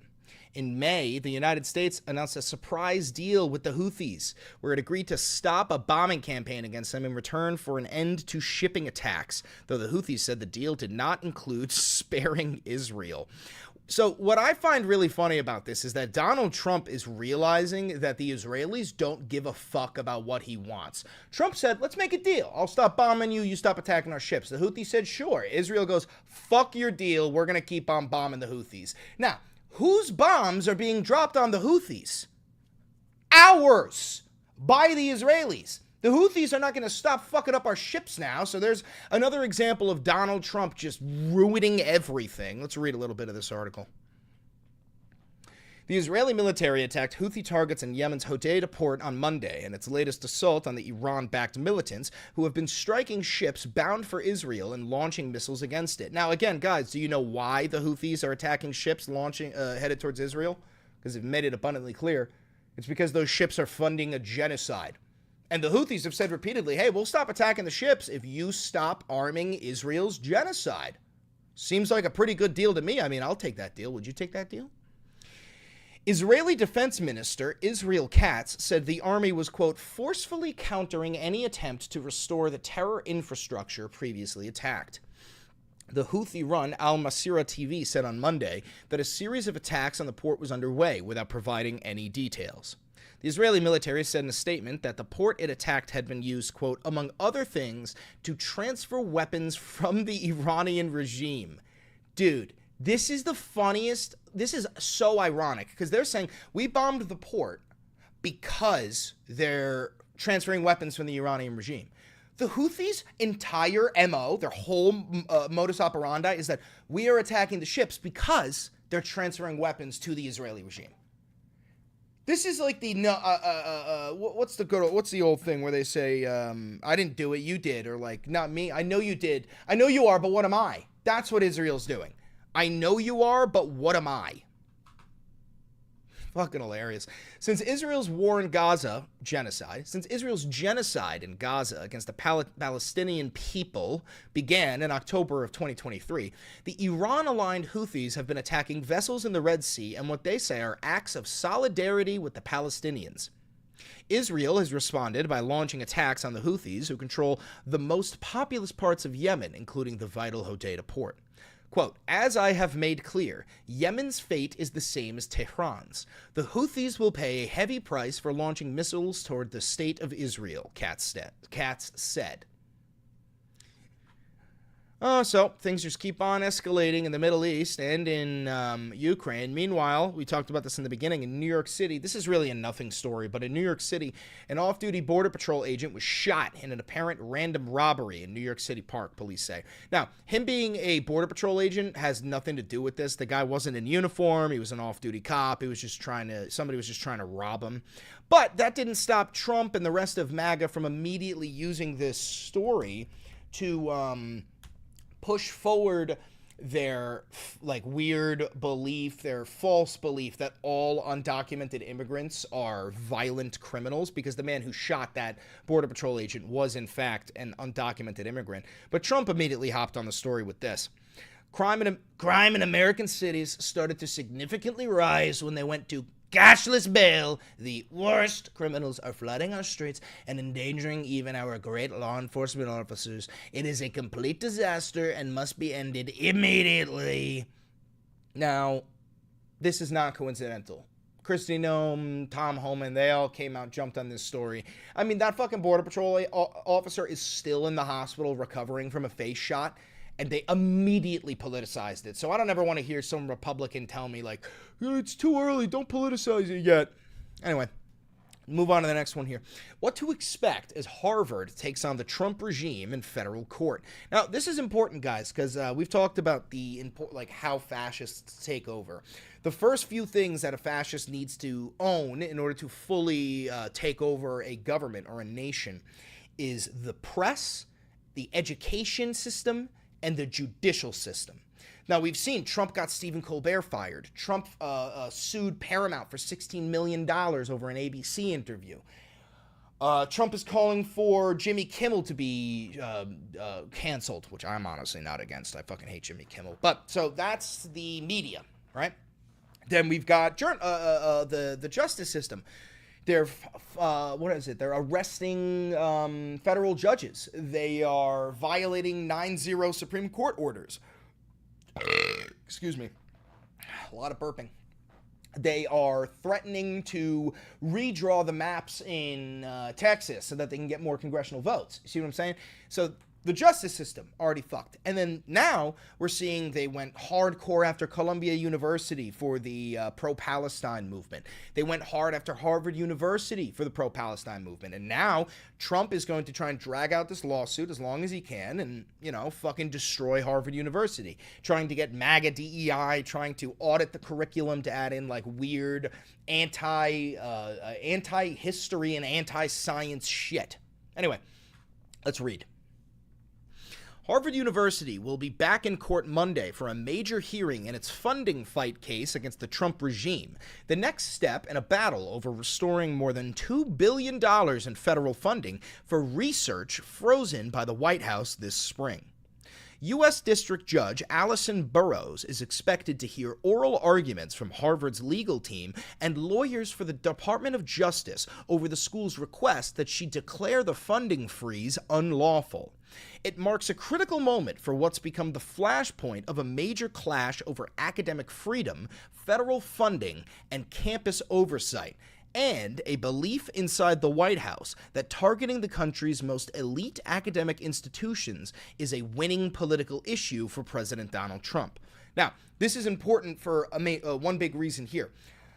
The Republican regime, the Nazis, the fascists, they are relying on the lack of education in the United States of America in order to create this new generation of fascists, right? This is the same reason why Hitler created the Hitler Youth Program. Don't forget, that wasn't like a summer program. All the schools in Germany were shut down and replaced with a Hitler Youth Program. There were a handful of wildly expensive private schools for the aristocrat class to send their kids to, but Trump defunded the Department of Education. He wants to completely destroy it. They're handing power back to the students. They're allowing, not the students, to the states. They're allowing Oklahoma to force Bible study on the public school students. The entire point of attacking you know how like Republicans always say things like, you know, college is a liberal brainwashing machine. They just send you to be brainwashed, turn into a communist, Marxist, Leninist, gay, trans, liberal. That there's a reason why the Republican Party uses that talking point. And it's not because it's true. It's not true. It's because when people go to college, they are exposed to people of all different walks of life, different cultures, different ethnicities, different religions, different genders, you know what I mean? And you are forced to live among them and continue your 4-year-long journey. Right? And if you go to grad school, even more years. But you have to live amongst them. And in doing so, you learn that these people are not your enemies. The reason why the right fears college and university so much is because when you're educated, it is much harder to be racist, xenophobic, Islamophobic, anti-Semitic. The more educated you are, the more loving you are. So they tapped into the least educated people in the United States, the dumbest people in the United States, and the people who rely on fear, hatred, and having a micro penis in order to build this coalition of fascist, unfuckable incels, which is the MAGA party. Anyway, let's keep reading. Harvard has warned that the Trump regime's funding freeze has put the university's medical, scientific, and technological research at risk, and that the government is enacting a, quote, pressure campaign to force Harvard to submit to the government's control over its academic programs, according to the original legal complaint filed in April. The university claimed in the complaint that the government is violating the First Amendment and Title, 6 of the Civil Rights Act. It also argued the funding freeze, which could be made permanent, has been, quote, unreasonable and unreasoned. The Trump regime, meanwhile, says that Harvard has failed to address anti-Semitism on campus. So what they mean by that, when they say anti-Semitism on campus, they mean anybody who is pro-Palestine. This is what I'm talking about. The Trump regime is demanding that it is illegal to say Free Palestine. They're demanding it's illegal to fly the Palestinian flag. They're demanding it is illegal to criticize Israel. And if you do any of that, your university will not receive federal funding. This is the fascist takeover of the universities that I was telling you about earlier. Anyway, let's move on. We already talked about the major aerial attacks on Kyiv. Shit was getting absolutely crazy, but let's listen to Zelensky and Barrett spoke about expanding defense cooperation, including a decision by French companies to start manufacturing drones in Ukraine and advancing Ukraine's path toward European Union membership. That's only going to escalate Putin. Now, let's move on to the last story of the day here, which is how Trump deflected MAGA's wrath over Epstein, at least for now. So remember, I say this all the time. Trump supporters do not have morals, right? And I could try to prove it right now. I'm pretty sure Dakota Gerhards is one of the Trump supporters in chat. So watch this. Dakota, do you support pedophiles? I'm pretty sure Dakota is one of them, unless I'm incorrect. Dakota, do you support pedophiles? This would be very simple.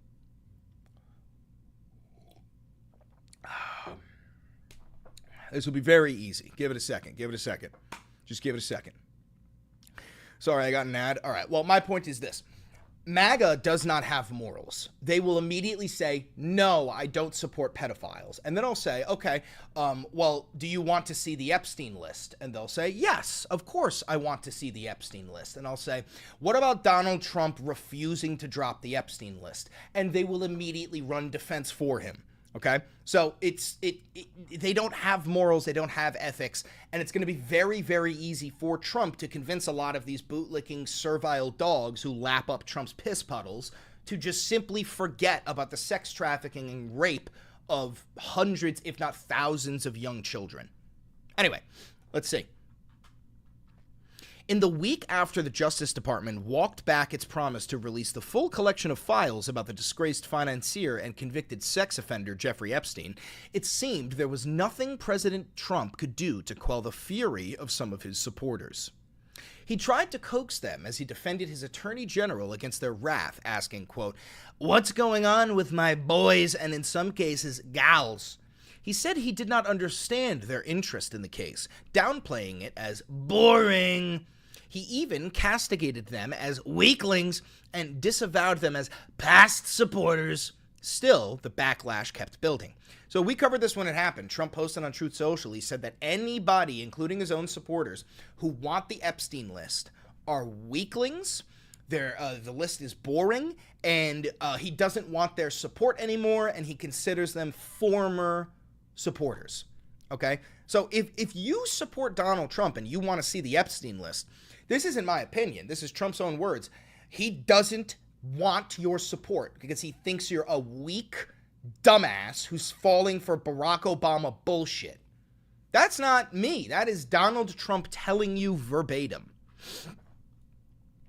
But when the Wall Street Journal published a story detailing a decades-old letter with a lewd drawing that Mr. Trump allegedly sent Mr. Epstein for his birthday, Mr. Trump got a respite from the revolt, and some of his core supporters rushed to his defense, such as, you could see him in the chat, Dakota Gerhards. This is about him rushing to the defense of Donald Trump. Mr. Trump turned one of the most fractious moments for his base into one of the most unifying by tapping into other MAGA grievances, the deep distrust of mainstream media, or mistrust, sorry, the disdain for Rupert Murdoch, and the belief that the president had been unfairly persecuted by his political foes. Almost immediately, many of those who had been critical of the regime's handling of the Epstein case cheered the president on as he vehemently denied the claims, sued the Journal, and ordered his attorney general to seek the release of more information. Mr. Trump's allies in the hard-right Make America Great Again movement, known as MAGA, said that the discontent that had divided the base had dissipated, but had not been eliminated, at least for now. So, and we saw that with, like, Steve Bannon came out and said this is going to drive a wedge in MAGA, but then Charlie Kirk, who got a direct phone call from President Trump, he fucking said, I'm going to trust my friends in the government and I'm not going to talk about it anymore. I mean, and we also saw even far-right Nazi Nick Fuentes, he abandoned Trump completely. So, like, all of the, excuse me, I got to burp again. Excuse me. All of the right-wing commentators, all of their political commentators, their favorite influencers, they're all jumping ship one by one, you know? So in a couple of months, I do expect that the MAGA movement will solely be composed of Nazis and fascists. Right now, there's still a handful of Americans who were simply fooled into supporting him, and they're, you know, teetering on the edge.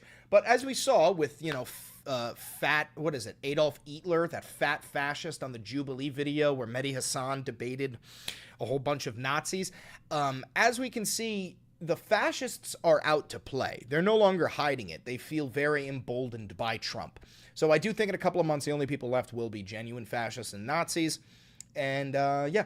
Anyway, Hunter Biden also did an interview with Andrew Callahan from Channel 5 News. Fucking love you, Andrew. Big shouts out. Go make sure you check that out. Can't watch it. It's too long.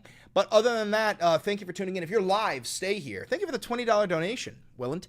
If you're live, stay. If you're watching this pre-recorded on YouTube, don't forget to like, comment, subscribe, hit the notification bell. It costs you nothing and it helps me immensely. Thank you very much for 76,000 subscribers. We're approaching 100K, getting that YouTube play button put right there. Big shout out to the patrons. Big shout out to the members. Big shout out to anybody who's donated to the channel. Thank you very much. This is grassroots funded independent media. Never had a conversation with an advertiser, billionaire, or government, and I'm very proud of that fact. Do me one last favor. Click that video over there. It's a banger, trust. I know bangers. That was a fucking banger of a video, if I do say so myself. If I do say so myself, that was a banger. That was a banger. That was a banger. Anyway, what should the thumbnail of that be? Because we covered like 40 different topics.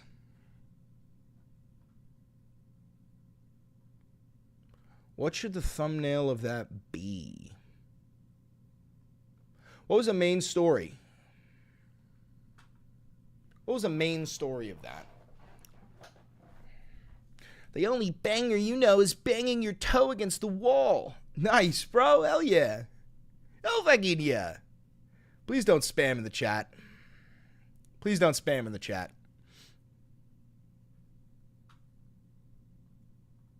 Anyway, what should the thumbnail be about?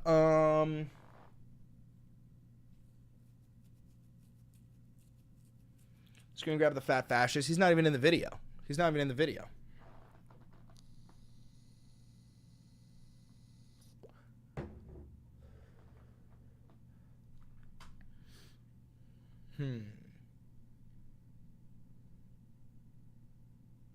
Dude, at a point you shouldn't have spammed. I don't think he got banned. You didn't ban that guy, right? You just put him in the corner. I don't want him banned. He seemed like a good guy. I don't want the guy banned. A good selfie of you, a sexy one in a thong. That does seem pretty hot, I'll tell you that much. Maybe Trump crying, Putin laughing, and Epstein laughing.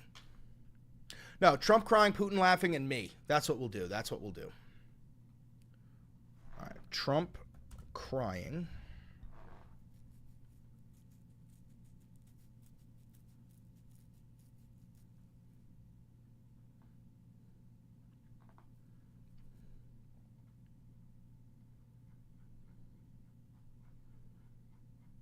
Episode 186.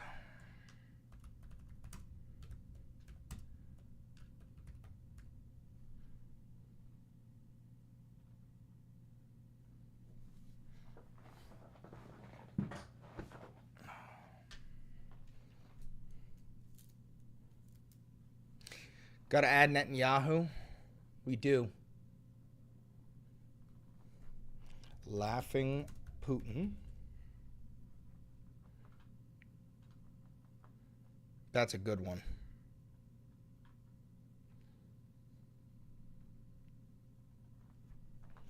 Laughing Netanyahu.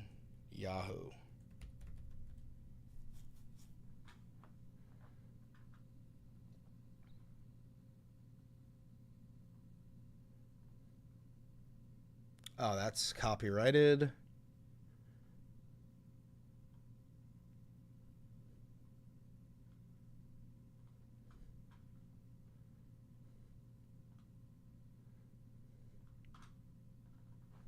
Let's get Epstein too. Thank you for becoming a loyalist, Astrid. Really appreciate you. Thank you very much.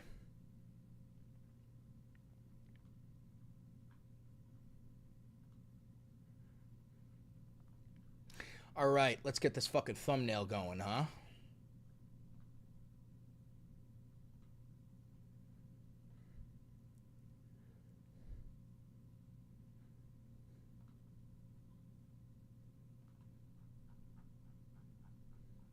Dakota, I'm telling you, brother, you're not going to be able to rage bait me. I've already visualized myself as Pierce Morgan sipping a cup of coffee and you as angry Jordan Peterson.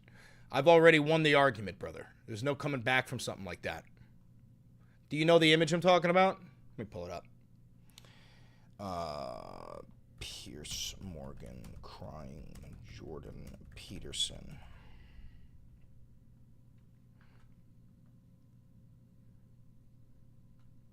Yeah, here it is. Brother, it's too late for you because I've already pictured myself as Pierce Morgan and you as Jordan Peterson, dude. I already won.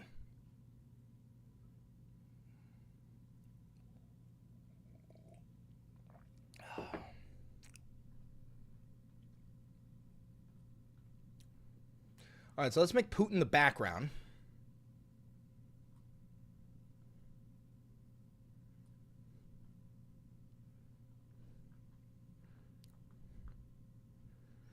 Angie Trump. He needs an outline.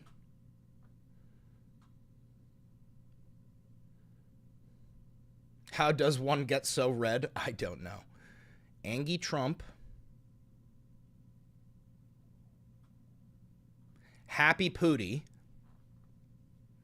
Why do you have photos of Trump? Because I make thumbnails, bro. I'm a political commentator. I make thousands of thumbnails. I have to make a thumbnail for each video.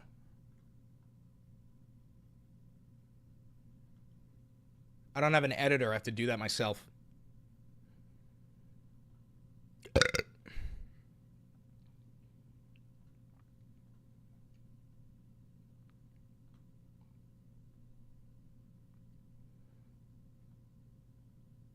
I feel so special. You are special, Dakota.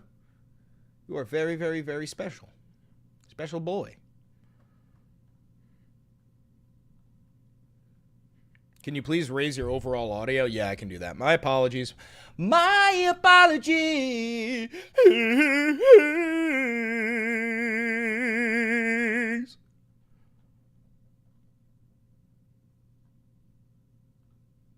Oh, yeah, we'll do a little BB. We'll do little tiny, tiny BB. Creeping out from behind Trump, I think.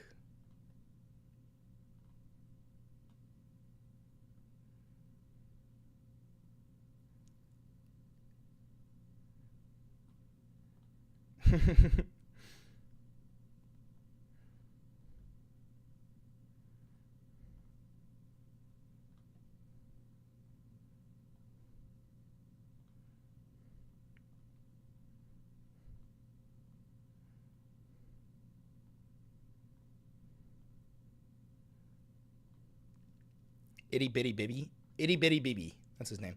All right, so we'll make it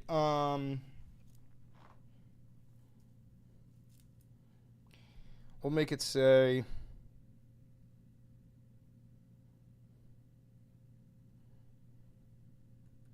Putin trolls. No, let's see. What should we say? What should we make this say?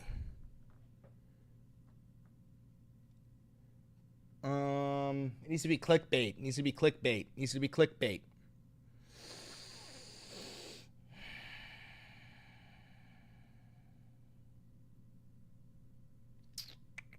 Needs to be clickbait.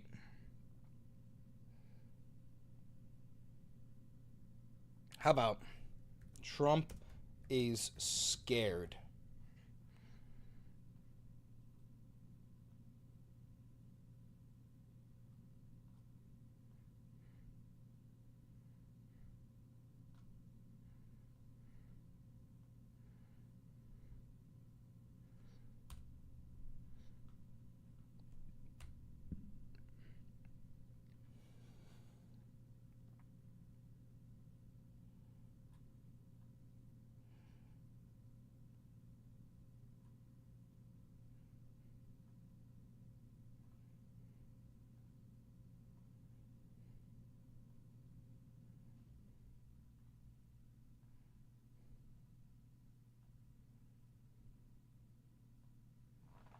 Nah. Is that good?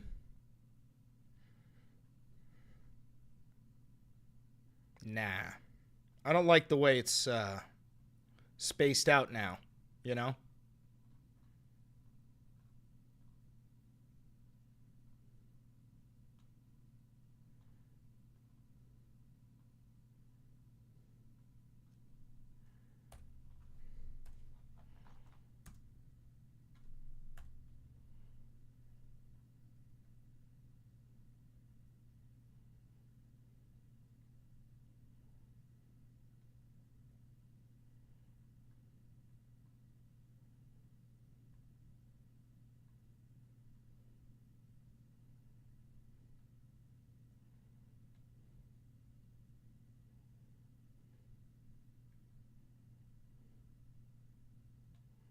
All right, what about that? Check this out. Check this out. Check this out. Check this out. What do we got here? Y'all dig it? Because it says, all right, have a good day. See you at 2. At 2? What are you coming back in 15 minutes? Huh? You guys dig it?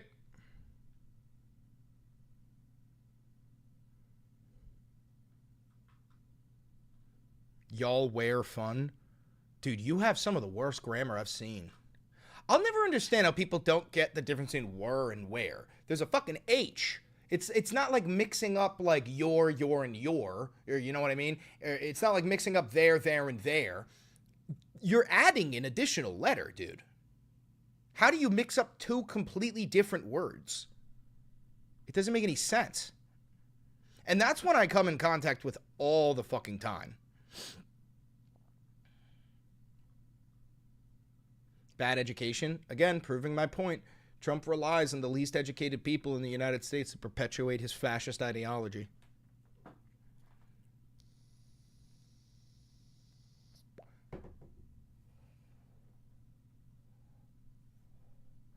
Oh, you're mad? Again, dude, you just proved my point again. I don't even think you know that you use the wrong form of your. You've proven my point, bro. He relies on some of the least educated people. You're using, like, you just unironically used the wrong your when I called you out for using the wrong where. It just never ends. There we go, folks. There we go.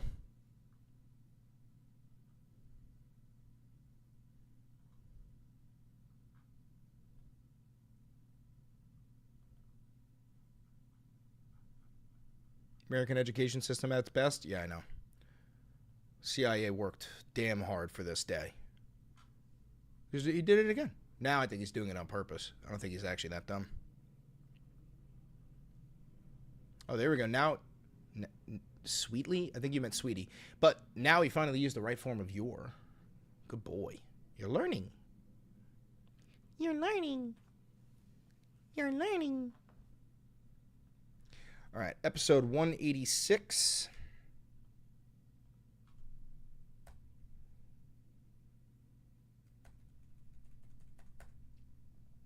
All right. Russia bombs Kyiv. Israel bombs Yemen. Trump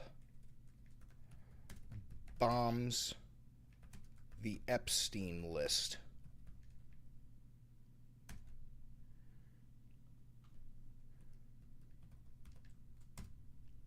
I'm out. Peace out, brother. Have a good one. Thank you for the modding. paste.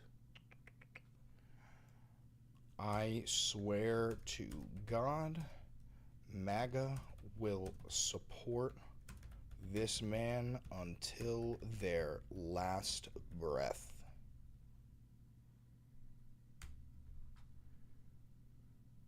Make sure. Oh, Valenti VOD.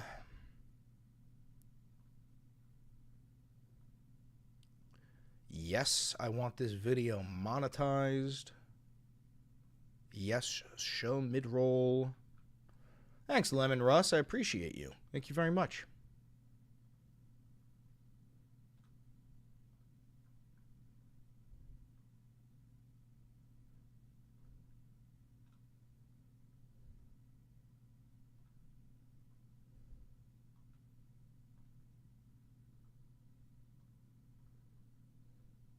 Let's make sure the video started properly.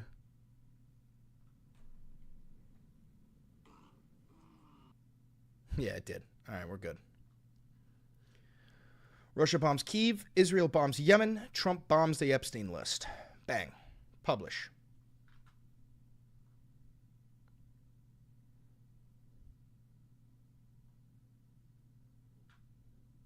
All right, that video's up. Hell fucking yeah. Chris doesn't trust himself the time. That's why he's so great, in my opinion. Honestly, I think you just worded it perfectly.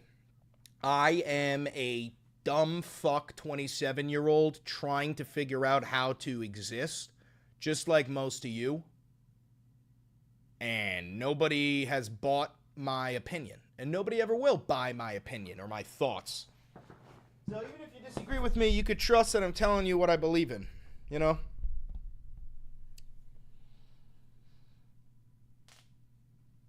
Oh.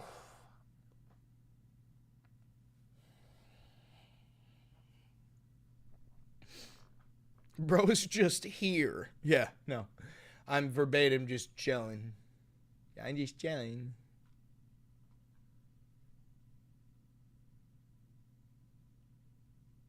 Run for Congress, please, please, please. Oh, I am, and I will. You know what's crazy? My congressman, or my former congressman, Jamal Bowman, followed me on Instagram yesterday. Liked one of my videos and followed me on Instagram. I'm collecting congressmen like Thanos collecting fucking Infinity Stones. That's Adam Kinzinger, Ro Khanna, and Jamal Bowman. All I need now is AOC and Bernie Sanders, and I will be the white boy with the sauce. Give me white boy with the sauce, because there's only room for one white boy with the sauce there, right? There's only room for one white boy with the sauce. That's a team. That's a team. Dude, I'm putting together a team. Gotta catch 'em all, so true. Pokemon, gotta catch 'em all. Imagine if Valenti videos got a low taper fade. Imagine if Valenti videos got a low taper fade.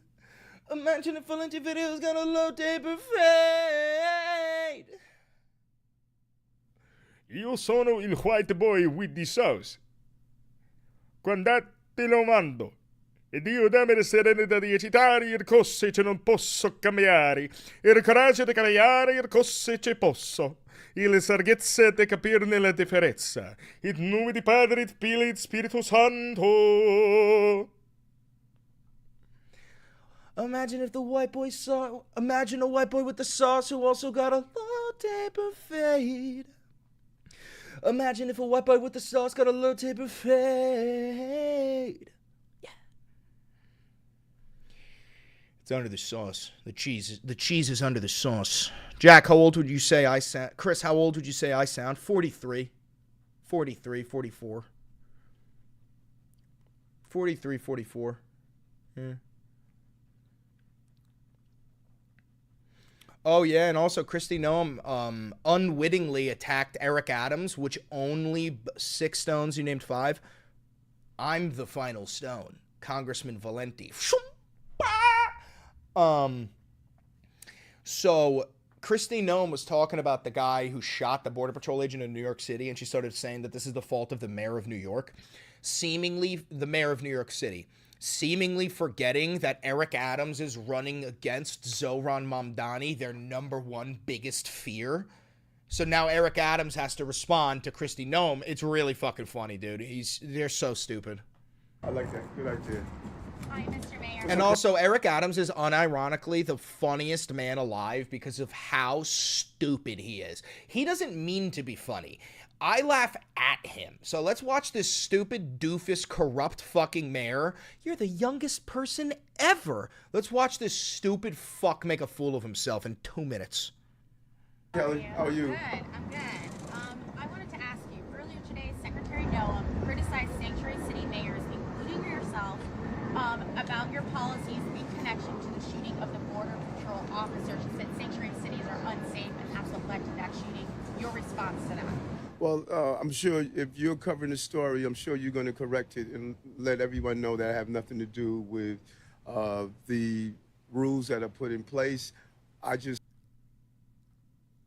You have nothing to do with the rules that are put. Why are you the mayor? Carry out the rules. The rules are if you're in the city of New York, you have a right to services. To go to the hospital, educate your children. You have a right to get police services if need be.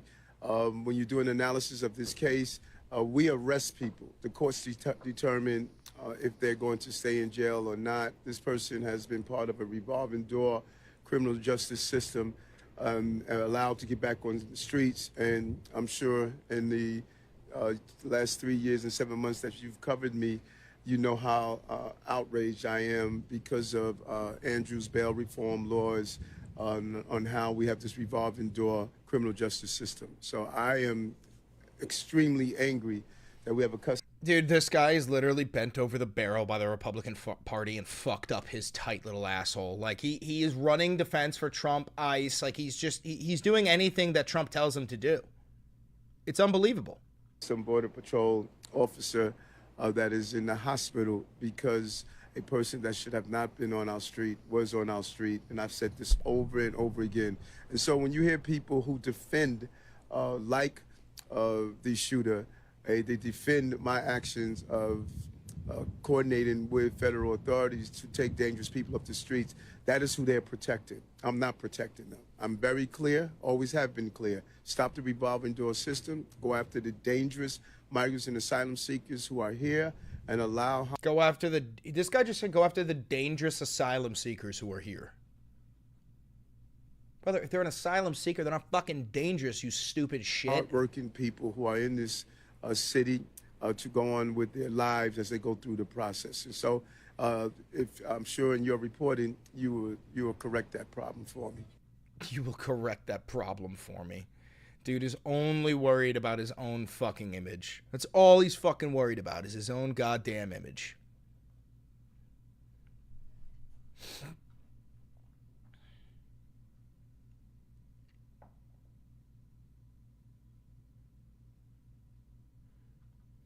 Police are searching for a second suspect accused of shooting an off-duty Border Patrol officer during an attempted robbery in New York City over the weekend. The officer shot in the face during an ambush, but he is expected to survive. One illegal immigrant under arrest. DHS revealing he illegally crossed into the country in 2023. Is Chuck Schumer not even in this video? Chuck Schumer's not even in that fucking video. That's the stupidest shit I've ever seen. Thank you for the $2, dude. What? Imagine if Valenti videos got a low type of fame. Imagine if Valenti videos got a low type of fame. Imagine if Valenti videos got a low type of fame.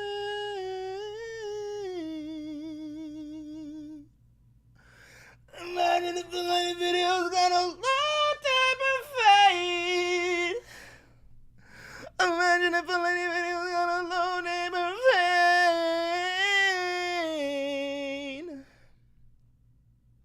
I almost blacked out just now. Imagine if Valenti videos got a low type of fame. I'm gonna black out. I'm gonna black the fuck out. That's crazy, dog. That's crazy, dog. You ever blacked out like that, dog? I do want to take us out to this live image that we have over at the White House as we continue to follow this developing. Yeah, every time I get a $1,000 donation, I immediately get a low taper fade, by the way. That's real. Story. I have a 100% record of getting a low taper fade every time I get a $1,000 donation. That is factual, and you cannot disprove that. Reporting that the Trump administration has imposed new restrictions. They were imposed on Saturday on flights from Mexico and threatened to end a long-standing partnership between Delta Airlines and Aeromexico in response to limits the Mexican government placed on passenger and cargo flights into Mexico City several years ago. Transportation Secretary Sean Duffy said Mexico's actions to force airlines to move out of the main Benito Juarez International Airport to the... This is my third Valenti stream. You know what that means. Every chatter on their third Valenti video stream gets fucking punched in the face. Come here. I'm just fucking with you. That, I don't know, is when Rudy Giuliani and Bernie Kerik went to the Newcastle County Courthouse here in Delaware and talked about me being involved in, I think, child sex crimes and stuff like that. And I mean, literally with nothing. That one was the last and the only one that was kind of hard to wake up from. Is like how do you ever take that out of somebody's head after they've heard it, you know? But I mean, truly, the list just goes on and on. Did you try to like sue for defamation or damages or anything after that? No, and I mean, I am in a defamation suit right now. I mean, one of the craziest ones is what Patrick Byrne has said about me. And let me get this straight. He said that I was the key person in ensuring that the sanctioned Iranian oil money that was being held in South Korea was released at the behest of myself and somebody in Pakistan. And I took a 10% fee off the $8 billion for my family. We have to give 10% to the big man. You're the big man, I think. And then I had traveled to Tehran and to the Middle East in 2022 and 2023 in order to effectuate this. And then that ultimately, his followers made the direct connection that that money was used to fund Hamas for the murder of over 1,400 Jews on October. Wait, I didn't even know that Republicans were claiming that Hunter Biden did October 7th. Was that genuinely one of their MOs? How big of a donut to grow the hair back? $5,000. That was one of their fucking talking points, was that Hunter Biden did October 7th. That's the funniest shit I've ever heard. That's so fucking funny, dude. That's the stupidest conspiracy I've ever heard in my life. That's unironic. That's probably the stupidest one. That's like worse than like Hitler lives on the moon. You know, Hitler lives on the moon is more believable than Hunter Biden did October 7th. I would believe Hitler's on the moon before I believe that shit. It's a Nazi lunar base.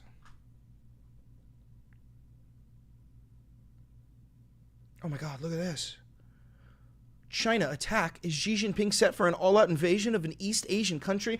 Oh, Manchi. 进竹里去上山，哭着来，要糟糕老就有，让我们进竹里继续洋洋进行游，我们进竹里去上山。Thank you for the $5 donation, Egghead. It's crazy how the Republicans blamed Hunter for a lot of stuff, and then they acted like he was the president instead of Joe. Yeah, because they couldn't get any dirt on Joe, so they just brought back everything from his son.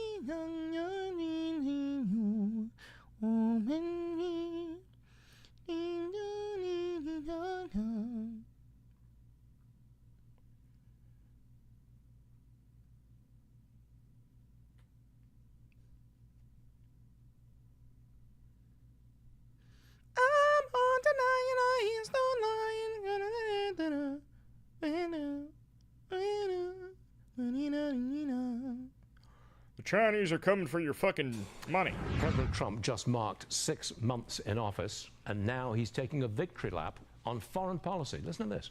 In January, he redesignated the Houthis as a terrorist organization. Then in May, he secured a ceasefire deal with that terror group. Yeah, and now Israel is violating that ceasefire deal, and the Houthis are going to start attacking American ships again. The president ordered military strikes against Iranian nuclear facilities. No Americans were hurt in the operation, and Trump says the attacks, quote, completely destroyed the regime's nuclear sites. Then later in June, Trump helped broker a ceasefire between the Democratic Republic of Congo and Rwanda. He also signed an executive order ending U.S. sanctions on Syria. Plus, over the last 6 months... This guy is spitting on his fucking hands. Fucking double grip Fuckatron 3000 twisty jerky on fucking Trump right now. He knows King Doland is watching. The White House says Trump met with 23 foreign leaders. That is quite a 6-month performance. Still on foreign policy, Iran could reportedly hold nuclear talks with Europeans as early as next week. Thank you for the $2. Who's worse? Wait, who's worse? Charlie Kirk or Ben Shapiro? Charlie Kirk is worse.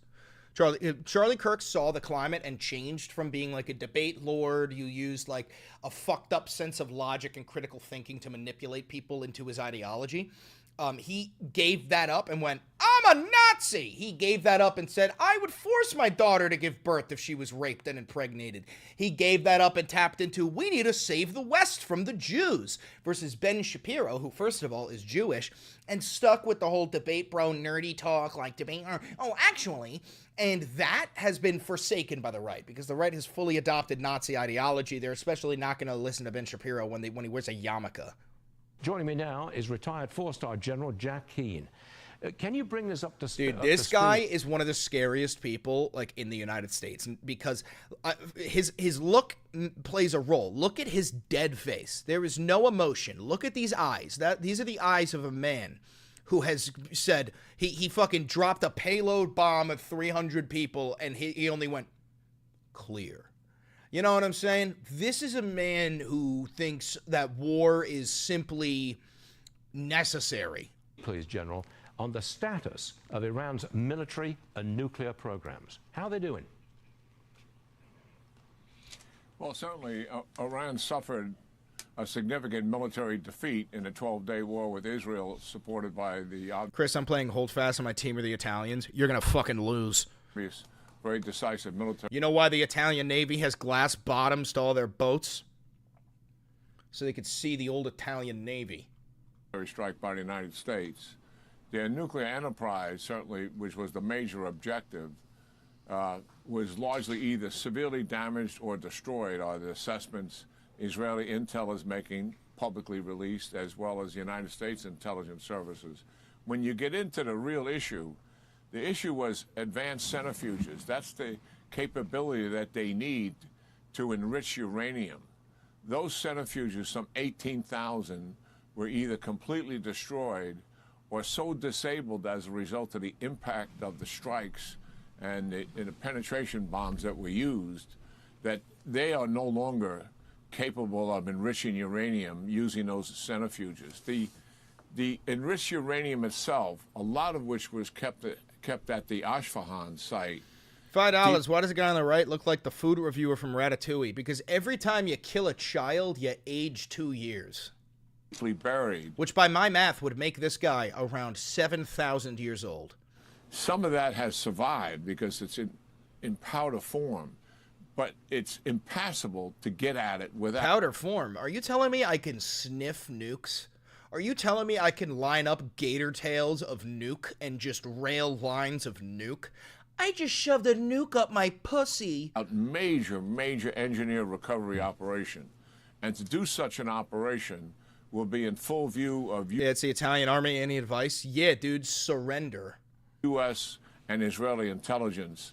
And Israel said, if you try to make a move on it, we will reattack, and the President of the United States has supported that.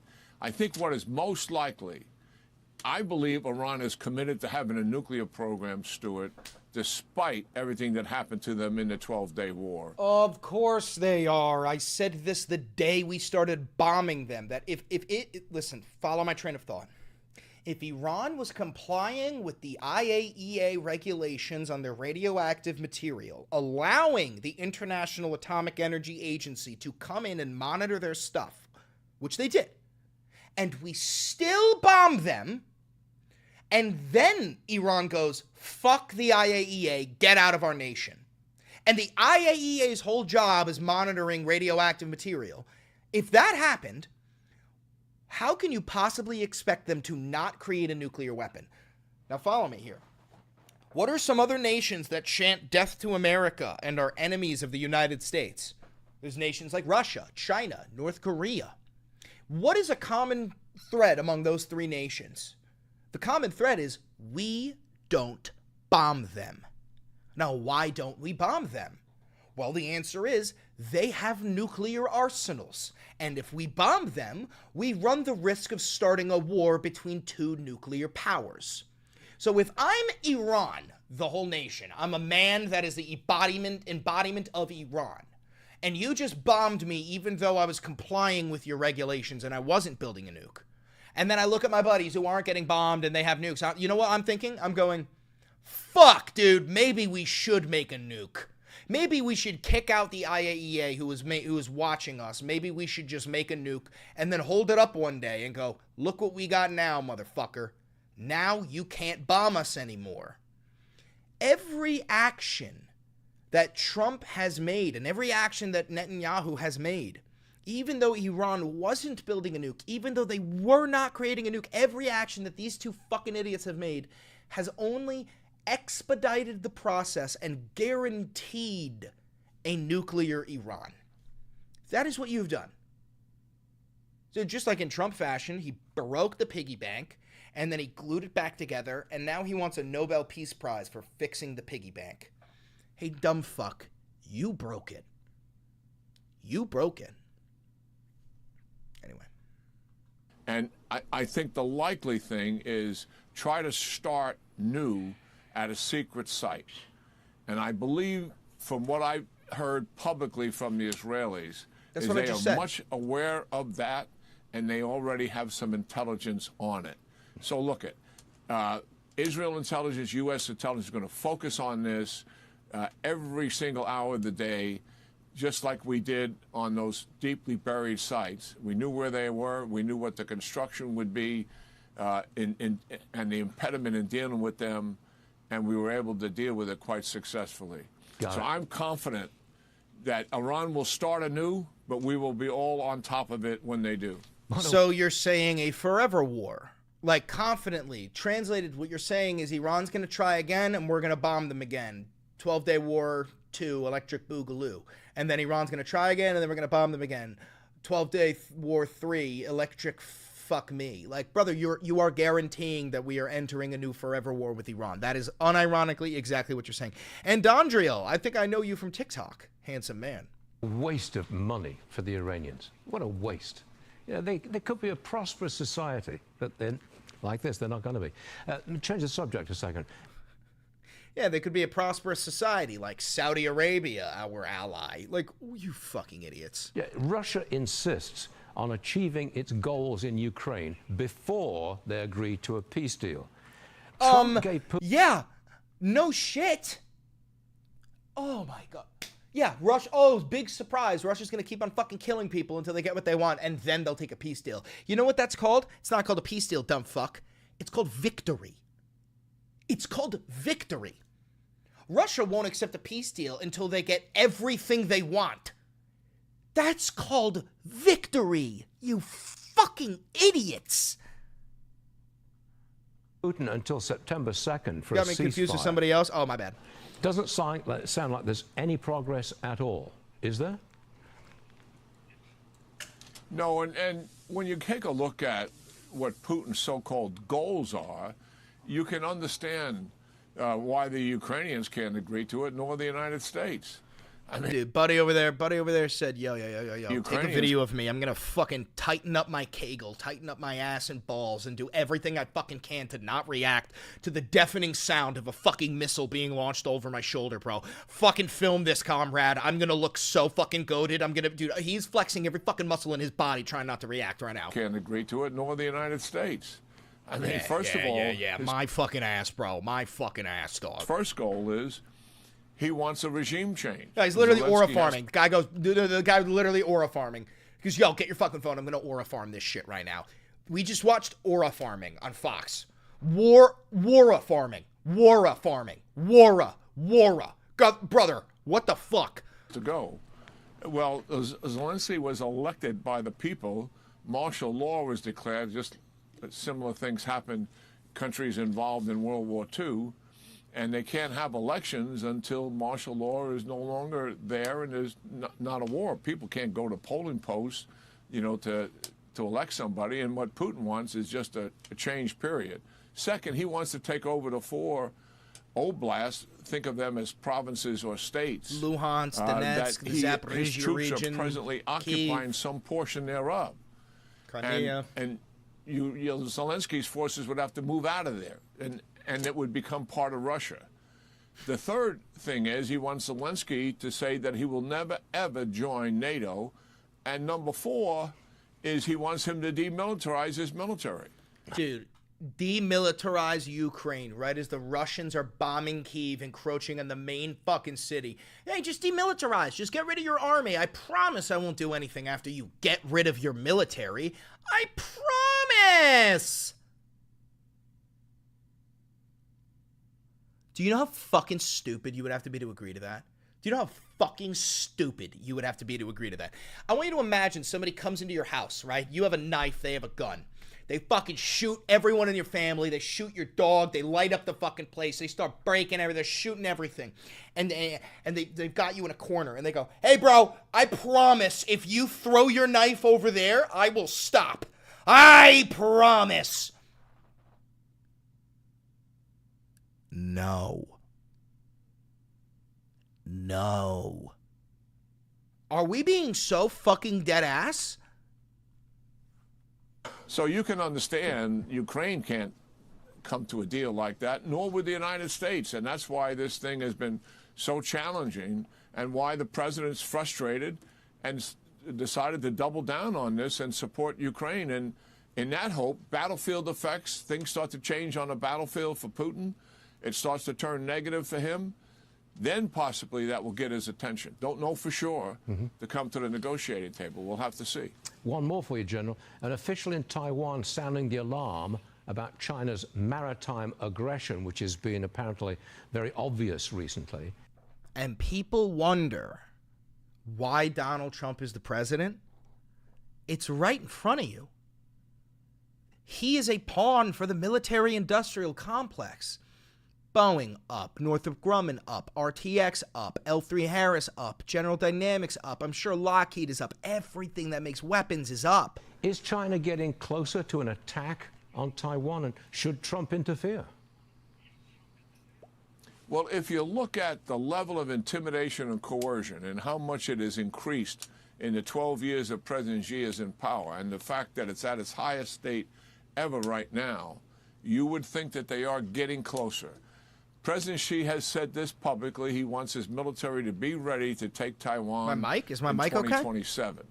And he threatens every single year doing just that. I think we should believe him.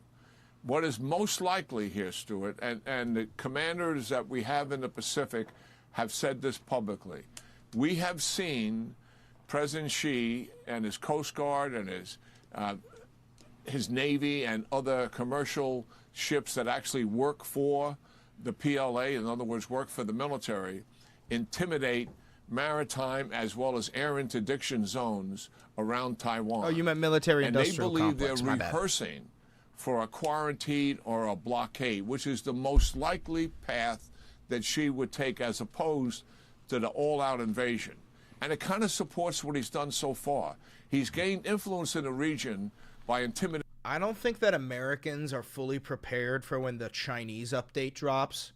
Like, dude, the devs have an update queued up for the Great War. China versus America. And I don't think Americans understand that we lose that war 10 out of 10 times. In every capacity. Intelligence, military, societal reaction. We lose that war in every single way. The Chinese don't even need to invade the United States. We will fucking destroy ourselves. If China tries to actually invade Taiwan, this nation's going to crumble in less than 6 months, bro. 6 months. And coercion without firing a shot. Not a single shot. Yeah. And he would do the same thing with Taiwan. Surround it, don't let air in, don't let ships in, and then force it to do what? Take action against them and appeal to the United States to help them. President Xi would be counting on the fact Taiwan can't handle this by himself, and the United States would say no. We don't want a catastrophic war with China. The world economy will sink. We will sink as a result of it. The casualties will be too high. You think Trump would make a deal with China over going to war? Are you a fucking idiot? If there's one thing Trump wants, it's a great war. It's a way to solidify his name in history. You know, he cares more about legacy than he does sensibility. We're not going to do it. I don't believe that's where the United States is. I think President Xi is miscalculating. But that, I believe, is the path that he is on, Stuart. Okay. It's a bleak outlook. General, always a pleasure. Thank you very much for being with us today. See you again real soon.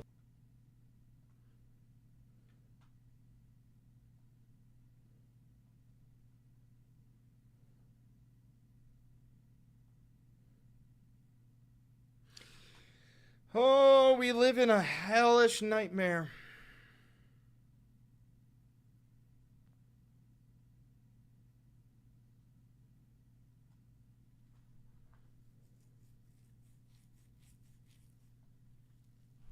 I'm Christine Frizzau at the U.S.-Canada border, where Border Patrol agents are facing a unique set of challenges that are changing by the day. A walk along the northern border of the United States, and it becomes abundantly clear it bears almost no resemblance to its southern counterpart. It's whack-a-mole, you know, they're here for a couple months and then they move. Those tasked with protecting the region study patterns of those who enter the country illegally. This is a layup spot. Since the border here is practically invisible, no wall or fence, or even a clear demarcation, other than these mini Are we dead ass? Like, I think Trump is going to try to build a wall on the northern border, bro. I think he's going to try to build a wall on the northern fucking border. Monuments, which stand guard amid lush summer foliage. All challenges that make up a typical day for Chief Patrol Agent in Charge, Raymond Bresnahan. It's basically all woodland and swamps. And then that changes during the winter. Now we've got snow. If you've got your ride waiting and everything's planned out, you can be from Canada here in 20 minutes. And they can so this guy's job is to literally wrangle and catch snow Mexicans trying to illegally enter the United States to where? The Upper Peninsula of Michigan? What are they, swimming across fucking Lake Superior? Who gives a shit? On the highway. Right.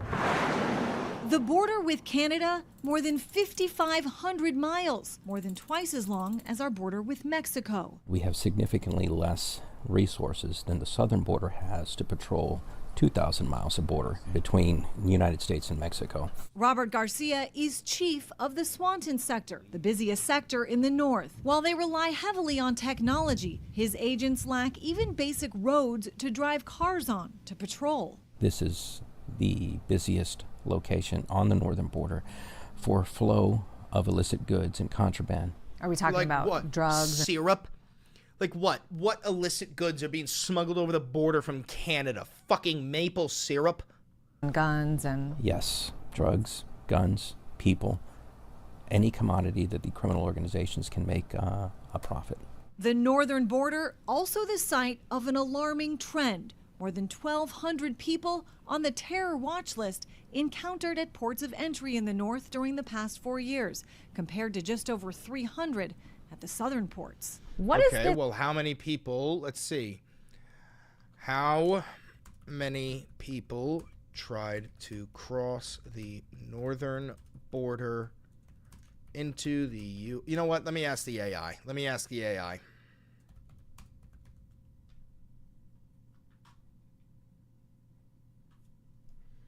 Like, I feel like they're painting that out to be crazy. Hold on. How many people crossed the northern border into the U.S. from Canada in 2024?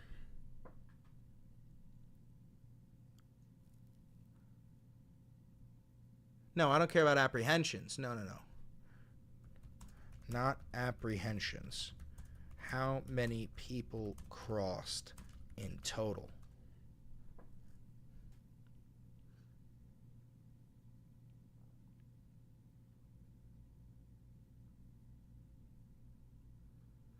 So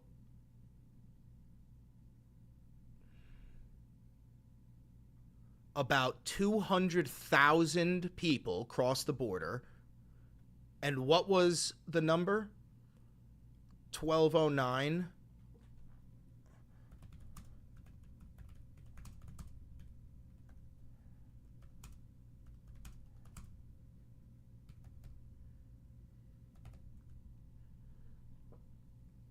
Okay, so you're telling me that 0.61% of the people who crossed the northern border were terrorist-related encounters. 0.61.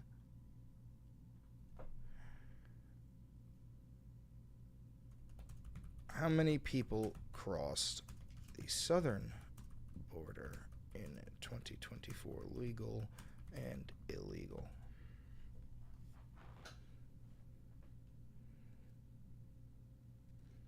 Okay, so 0.6% of the people on the northern border were terrorist related. The North during the past 4 years, compared to just over 300.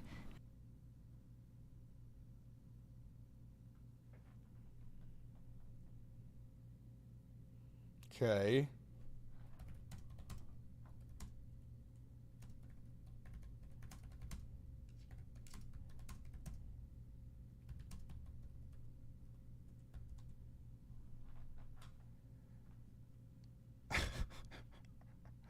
Okay, so this is a non-issue. So this is a non-issue. You're saying 0.6% of the people who crossed the northern border were terrorists, and 0.015% of the people who crossed the southern border were terrorists. So this is all bullshit. There is no invasion. There is no fucking foreign terror invading our nation. This is just pure lies. Thank you for the $4, Rocky Lucid. This is just pure fucking lies. At the southern ports. What does this tell us that all these terror suspects are coming through in the north? It's the easiest entry. The most dangerous people in the world are finding the easiest way to get to America. And they're saying, I'm not going to get down and wade through a river, or I'm not going to have to cut through barbed wire. I'm going to fly to Canada and walk across. Congressman Mike Kelly helped start the Northern Border Security Caucus on Capitol Hill. Its 24 members say the Biden administration wouldn't hear their concerns about security. Earlier this year, they asked Border Czar Tom Homan for help. He says more resources are coming with the passing of the so-called Big Beautiful Bill. We got to put more boots on the ground. We need more technology in areas that just can't be patrolled. And with cooperation from our neighbors to the north. That's why we're working very closely with the Canadian Border Forces, the Royal Canadian Mounted Police, and their federal government. Resources welcomed by those on the front lines. This was getting hit hard for a while, but then we deployed our technology and now they moved somewhere else. For Spotlight on America, I'm Christine Frizzau. The man accused of attacking a journalist at an immigration protest made his first court appearance today. 33-year-old Jeremy Lawson faces a possible felony assault charge for the June incident involving a conservative independent journalist who says he was targeted for filming the event. Como's Karina Vargas was in the courtroom today and has new details on what happened. Yeah, and Jeremy Lawson said nothing as he faced the judge today, just hours after he was booked into the King County Jail here. But the judge did find a probable cause for assault in the second degree. Now, Lawson is accused of violently attacking journalist Cam Higbee last month at an anti-ICE rally in downtown Seattle. Higbee works for a conservative news site, and it's a case that police say may have been politically motivated. I want to know what the fucking reporter said to get his ass beat. Now, during court, the defense argued that based on how Higbee showed up to the rally in tactical gear, they claimed that he was there to cause trouble. Now, we spoke to Higbee, who says that he's still healing from a concussion and head trauma after the June incident, and shared video with us on the alleged assault. Now, in discussing bail, prosecutors in court argued that Lawson poses safety concerns. When you have assault allegations, you've got to show that you have a concern for safety. And based on what we have from police so far, prosecutors made that argument in court today, and that's why there was the ask for the $75,000 bail. Now, Lawson's defense claims that there isn't enough information on the interaction that happened before the alleged assault. We took a look at Lawson's criminal history, which records show that he was arrested in 2019 and pleaded guilty in Everett to criminal trespass and resisting arrest. Now, the judge set Lawson's bail to $75,000, and prosecutors say that charging decisions are expected tomorrow afternoon. But for now, reporting live in Seattle, Karina Vargas, KOMO News. I'm Kayla Gaskins in Washington. President Donald Trump leaving open the possibility of designating certain agitator groups encouraging violence against officials as domestic terrorists. Yeah, he's going to say that, like, any Free Palestine movement is terrorists, any anti-ICE protesters are terrorists. This is the phase where they start targeting American citizens, because the only way that they can target American citizens is by labeling you as a threat to the American values. The Trump administration's crackdown on illegal immigration spurring protests around the country. Some of those turning chaotic and even violent. In Southern California, rocks thrown at ICE agents last week, sending one to the emergency room. And this scene playing out on a bridge connecting northern Kentucky to Cincinnati. And this scene? You mean people peacefully protesting? And in Seattle, protesters blocking off streets and starting fires. If you throw a stone at an ICE vehicle or an officer, those days are over. They're going to get out of the car.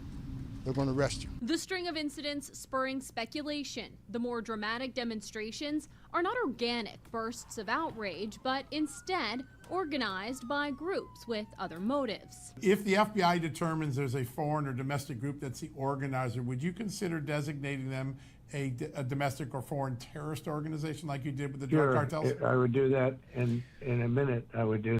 So what they're going to probably do is claim that Iran is funding the anti-ICE protests and Iran is funding the pro-Palestine protests. And they're just going to claim that anybody and everybody who protests the Trump regime is in fact a Iranian sleeper cell terrorist. That's probably going to be their game plan. Back in June, the FBI Director Kash Patel gave a statement saying the FBI is investigating any and all monetary connections responsible for these riots. According to DHS, assaults on ICE agents are up 830% from this time last year. On Thursday in Dallas, an illegal migrant trying to escape ICE sped away in a van, dragging an ICE agent nearly a block. The men and women of ICE are heroes. They are putting their lives on the line every day to get the worst of the worst. LA Mayor Karen Bass doesn't agree. People have been terrorized and terrified. These masked men without uniforms, unmarked cars, no license plates, jump out of cars with guns and just snatch people and detain them off the streets. There are currently more than 56,000 migrants in ICE detention centers. More than half of those either already have criminal convictions or have criminal charges pending, according to Customs and Border Protection data. Yeah, that's not true. Most, if not all, well, not all, but most of the people that ICE has detained do not have criminal records. I visited the officer last night. Of course, he was heavily sedated, so I didn't have words with him, but I did talk to his family. They're devastated. It's just a shock to the soul when you walk in. Fix the audio. You're the goddamn United States government, bro. Fix the audio. See that young man laying there. Secretary said it, Rodney said it, sanctuary cities are sanctuaries for criminals. Hard stop. I've been doing this since 1984. I've never seen a situation where I see it today. New York City, how many times do you want to see NYPD attacked by illegal alien criminals in the city? Now a federal officer. How many citizens in this city have been attacked by illegal aliens in this city? You see the polls. Everybody agrees we should be arresting public safety threat illegal aliens, but you got a city council here that locked this out of Rikers Island. And so this is also a big shift that they've been doing, which is they're blaming any problem with New York on the New York City Council. They're not blaming it on the New York governor. They're not even going to be blaming it on the mayor, Eric Adams. Now, why are they pinning all of the blame for anything bad that happens in New York City on the New York City Council? Why are they doing that? Can anybody in the class tell me?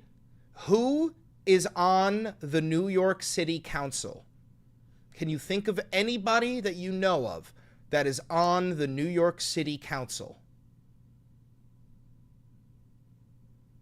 I know, Nelson. That's what we're talking about right now, unless this is a completely different one. You're telling me? Zohran Mamdani is on the New York City Council. Now, you're probably like, whoa, I never heard people blaming the New York City Council before. I didn't even know there was a New York City Council. I thought you would blame the mayor or the governor or the police or, but no. They have to put the blame on Mamdani, not on Eric Adams, because Eric Adams is running against Zohran Mamdani. So they can't put the blame on our mayor. They can't put the blame on Andrew Cuomo. They have to put the blame on Mamdani. Are you kidding me? So an illegal alien in Rikers Island we can't talk to. We don't have access to. That makes the city unsafe. Every sanctuary city is unsafe. I'll say it again. Sanctuary cities are sanctuaries for criminals. And I'm going to work very hard for Secretary Noem to keep President Trump's promise and his commitment several weeks ago that sanctuary cities are now our priority.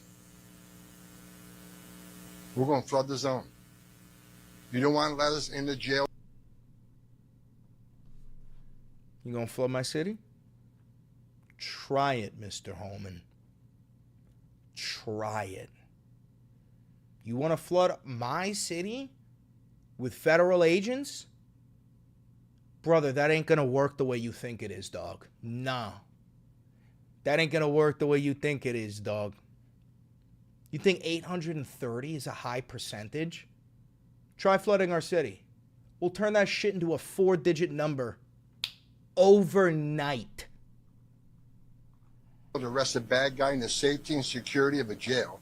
You want to release him into the street, which makes it unsafe for the community, makes it unsafe for the officer, makes it unsafe for the alien. Anything can happen on the street arrest. So what we're going to do, we'll have more agents in New York City to look for that bad guy. So sanctuary cities get exactly what they don't want, more agents in the community and more agents in the work site. If we can't arrest a bad guy in the safety and security of the county jail, then we'll arrest him in the community, and we'll arrest him in the jail. And when we arrest him in the community, if he's with others that are in the country illegally, they're coming too. Sanctuary cities are sanctuaries for criminals. President Trump is not going to tolerate it. And I'll work every day with Secretary Noem to make sure we get as many bad guys, illegal aliens out of this country that we can. And I want to say one more thing. I'm sick and tired of reading in the media every day how ICE is not doing what the Trump administration has promised, that we're not arresting criminals, that most of the people we arrest are not criminals. That's I look true. at the numbers every day. The numbers I looked at the other day, 130,000 arrests and 90,000 criminals. Incorrect, direct lie. The majority of the people that ICE has detained have no criminal records. They are lying to you. Do the math, that's 70%. And who are the others? Others are those who have final orders, who had due process at great taxpayer expense. A federal judge ordered them removed, so ICE's job is to remove them. Lie. Who are the rest of the people? National security threats. Lie. Under Secretary Noem's leadership, they've arrested several hundred Iranian nationals. National security threats. They may not have... Iranian nationals are national security threats? An Iranian national is just somebody from Iran. That's what an Iranian national is. They have purposefully started to deploy the use of this word national because they know just how stupid the average American is. That just means somebody from Iran. So you're just saying that you are detaining Iranians? That's just literally racial profiling. A criminal conviction, but they need to be detained.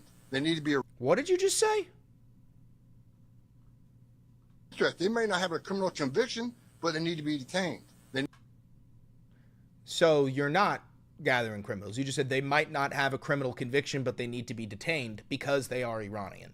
Yeah, dude, you're a Nazi. need to be arrested and taken off the streets of this country. Then I read another story about how most people in ICE detention aren't criminals. It's true. Now the story is, how bad would criminals have to be? I saw a story the other day. Only 1% of the illegal aliens removed were murderers. Are you kidding me? No, that's Being in the real. country illegally is not illegal anymore? You got to commit a murder? No, it's not. Being in the country illegally is a civil offense. It's not a criminal offense. You have no legal authority to be throwing these people in a concentration camp. I know that your Führer has given you the power to think that you're capable and allowed to be doing this. You fat, lisping, bald alcoholic who beats his fucking wife. But no, it's illegal. And when the power switches, you, Tom, will be prosecuted. And hopefully you're fucking thrown in alligator Alcatraz. Hopefully you're thrown in alligator fucking Alcatraz. Be deported? If you look at ICE detention, I'll say it again. Look at detention. Who's in detention? I look at the numbers this morning. A majority are criminals, a criminal history. Who are the rest? Final order cases, who are judge ordered removed. The others are expedited removal by federal statute. This guy is doing his own movement such a disservice. He has no PR training whatsoever, and everybody around him is so afraid of him that they won't butt in and stop him. This is the same thing that happened when he had that insane moment on stage where he threatened to beat the fuck out of a heckler. He is not doing a good job right now. He gives off very scary energy, and this is part of the reason why ICE has a terrible reputation. If the regime was smarter, they would have picked a really pretty woman for Tom's job. If the regime was smarter, they would have picked a very calm, sweet, pretty blonde woman to run the propaganda. You know what I mean? But instead, they picked like the scariest Nazi they could find. You know what I'm saying? The one good thing about the Trump regime, this version of fascism, is that they're really stupid. Unironically, like the Nazis were far smarter than Trump's MAGA movement. These people are like one of the biggest mistakes that you could make when trying to install a fascist regime is allowing the suburbs to see the cruelty up close. And that's what ICE is doing. ICE is going into the fucking suburbs in front of the rich white Republican voters and detaining their favorite elote server. You know what I mean? Or somebody selling fucking popsicles in the street. You can't, if you really were smart, you wouldn't let the average civilian see the cruelty. But instead, you know, they just can't help it. The cruelty is the point. Demands they be detained. So for the media out there, let's start telling the truth about the men and women of ICE. Yeah, sure. I'll tell the truth about the men and women in ICE. Every single one of them is an inferior rat. Every single one of them is a Nazi that is complicit in a secret genocide perpetuated by the fascist Trump regime. And if you're an ICE agent watching this, the only piece of advice I can give you is to resign before your trial begins. Okay? I wore that uniform. I was an ICE agent. These are the finest men and women in this country. They put their lives on the line every day for this country. I buried Border Patrol agents. I buried ICE agents. Good. Luckily, thank God, we're not burying one today. Ah, that sucks. Enough. I love the men and women of ICE. I love the men and women of the Border Patrol. They're finally doing the job they took an oath to do. And they got a great leadership of Secretary Noem, who's going to enforce the law without apology. I appreciate your leadership. I think it's all.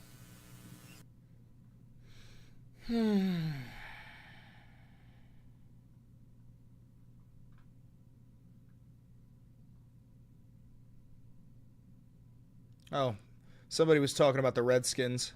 Here. This morning, President Donald Trump is escalating his call for the Washington Commanders to change their name back to the Redskins. Trump says he actually might step in to block the team stadium deal if they don't make the change, saying, quote, I won't make a deal for them to build a stadium in Washington. The team would be much more valuable and the My statement on the Washington Redskins is totally blown up, but only in a very positive way. I may put a restriction on them that if they don't change the name back to the original Washington Redskins and get rid of the ridiculous moniker Washington Commanders, I won't make a deal with them to build a stadium in Washington. The team would be much more valuable and the deal would be much more exciting for everyone.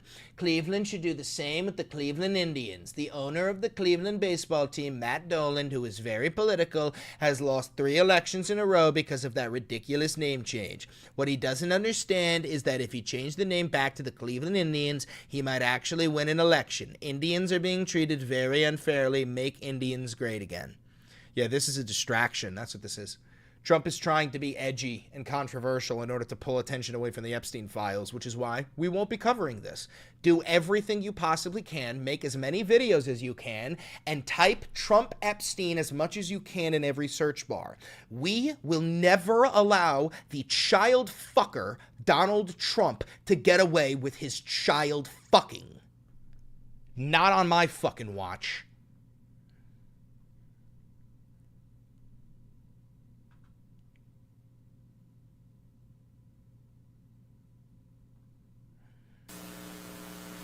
No. Not with your fuck-ass mic again. You dumb cunt. You stupid dumb cunt.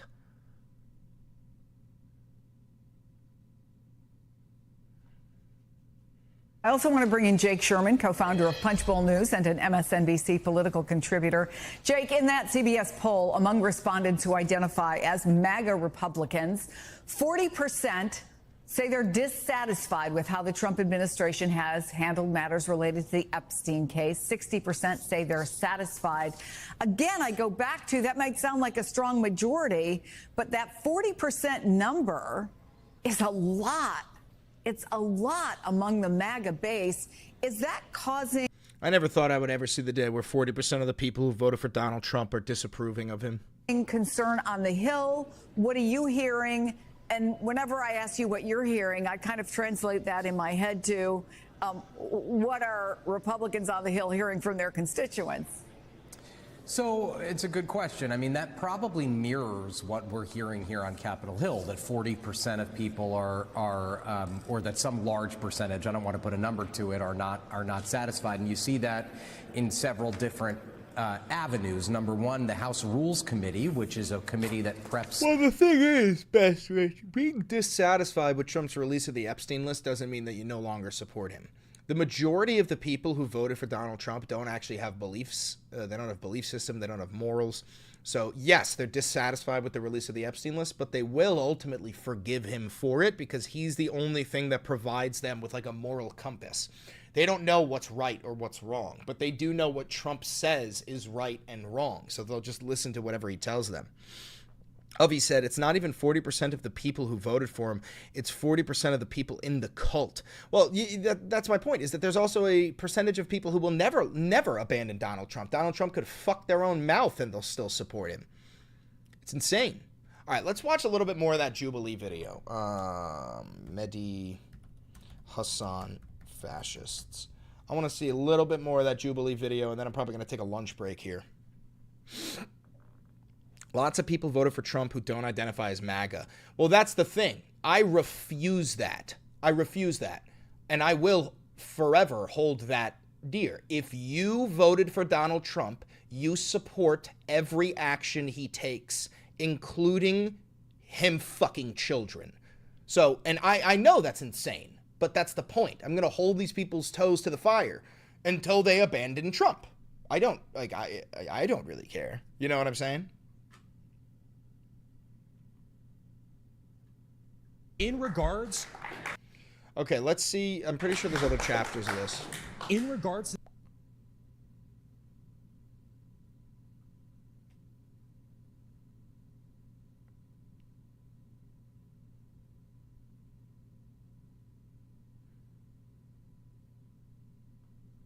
I understand All right, that, but... pause. You've been voted out by the majority. Please return to your seat. So the claim here that Mehdi Hassan sends out is immigrants overall are good for America. And that is true. Nice to meet you. Thank you.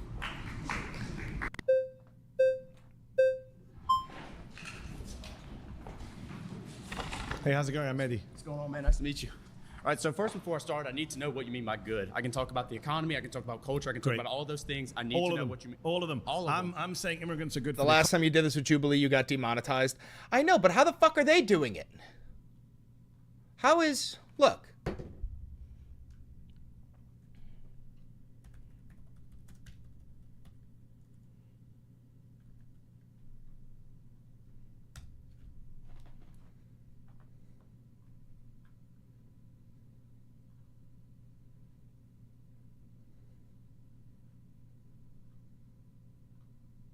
How the fuck are they doing it? Some pretty interesting moments as Mehdi Hassan went on. Even disagree. I think that there was a little bit of persecution. We're only watching a little bit of it. I'm only going to watch a little bit of it, okay? Just a little bit of it. I think I can get away with that. Economy, they're good for culture, lower wages are they're good good for the society. Where's the lower wages? What do you mean, where's the lower wages? Where are the lower wages? Yeah, so you can What's look the at basis for saying there are lower wages? Sure, so you can look at like the STEM industry. It's been in like a complete and total recession. There's been tons of studies like from. Did he just say the STEM industry? Oh my God, this is a STEM bro. This is one of those fucking STEM finance bros. And also, look at this fuck-ass haircut and fuck-ass outfit. This shit went out of style in 2013, bro. You look like you're a fucking member of Zeta Beta Tau trying to flex the new fucking frat party so you could drop a roofie pill into some 17-year-old girl's drink. You fucking gross-ass bitch. The Economic Policy Institute that shows that like companies like Tesla, companies from like Silicon Valley, they engaged in mass firing of workers, around 35,000, but then they hired around 12,000 H-1B visas, and it's kind of just standard economic thinking. It's not standard economic thinking. The vast majority of economists and economic studies suggest that there is a negligible, if no impact on wages over time from immigrants. In fact, your colleague mentioned earlier. That's just not true. That's just not true. That just can't possibly be true, because if you have some sort of data point that proves me wrong, that just simply cannot be true.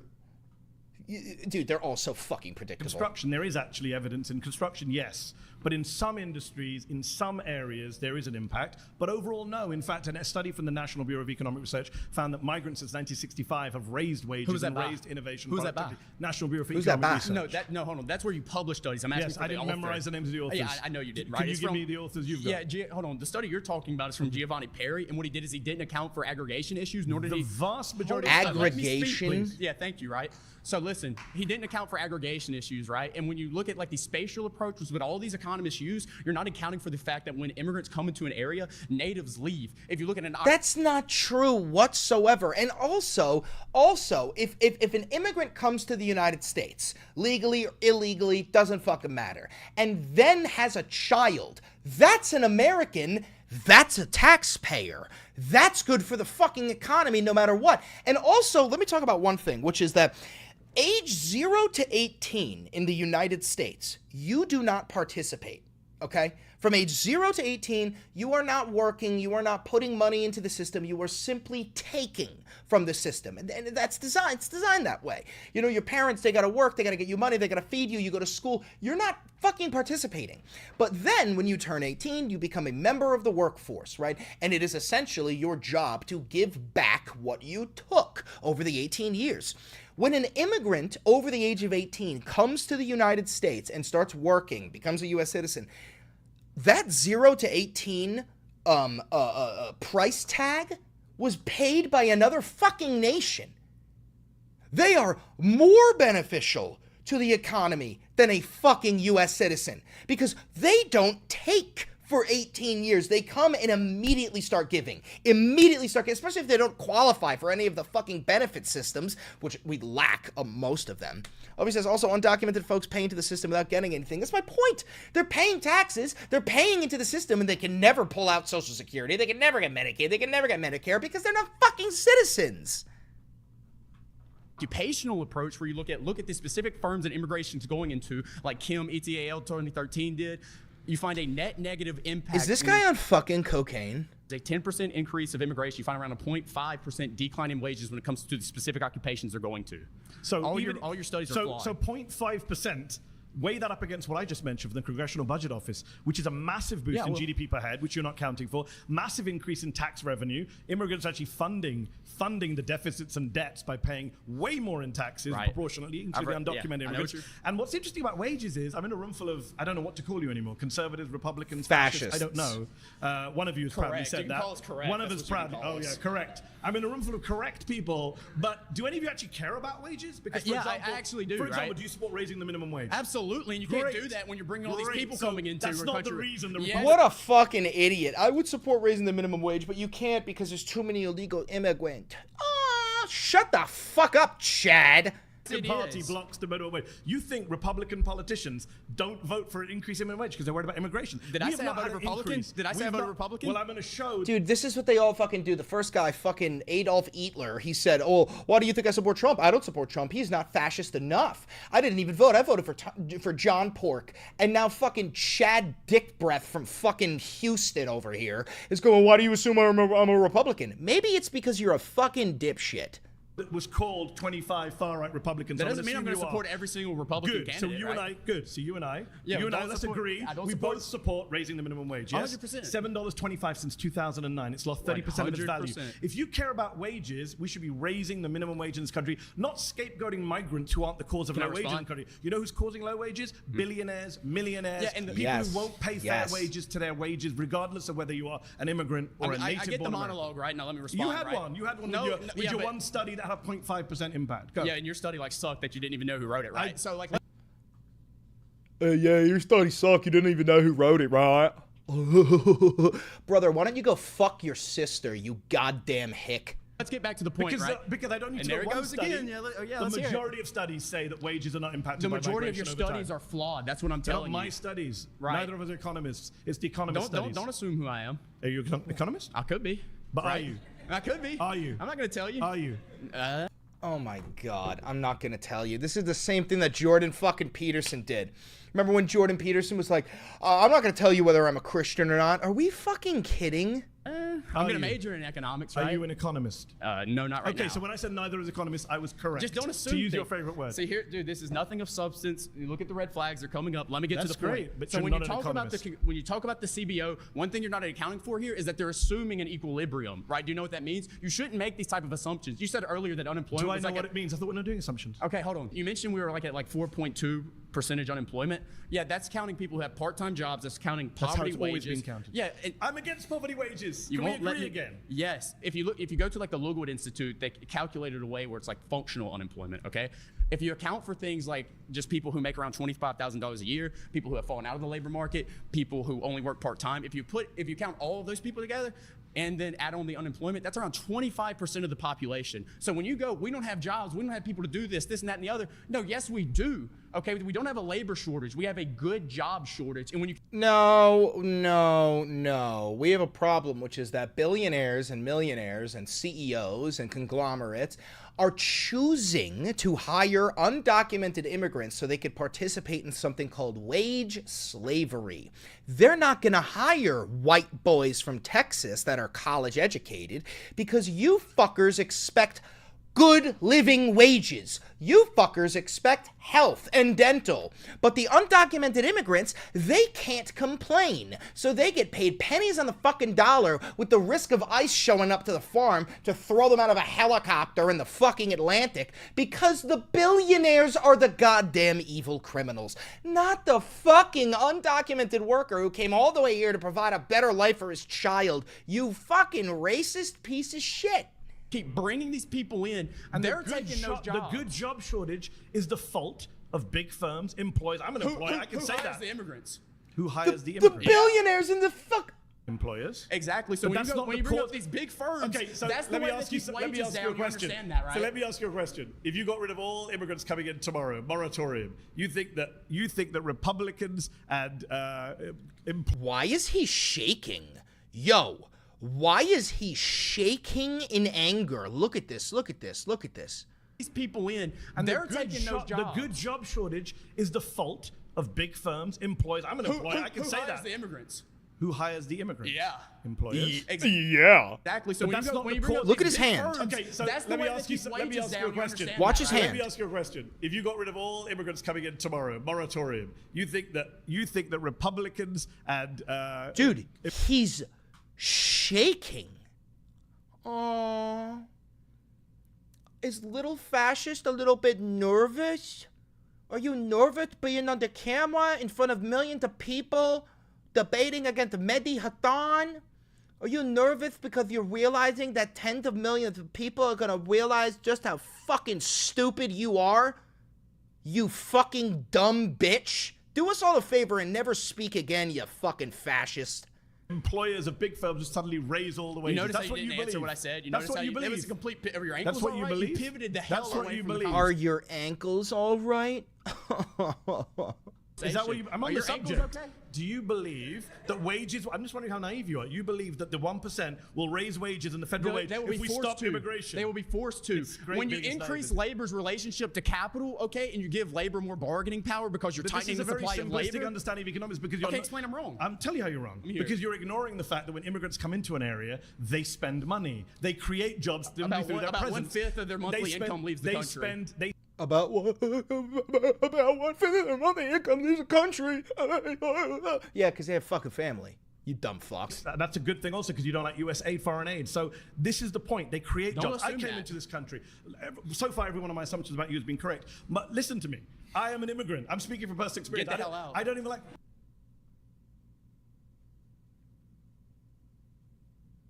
Shoot yourself.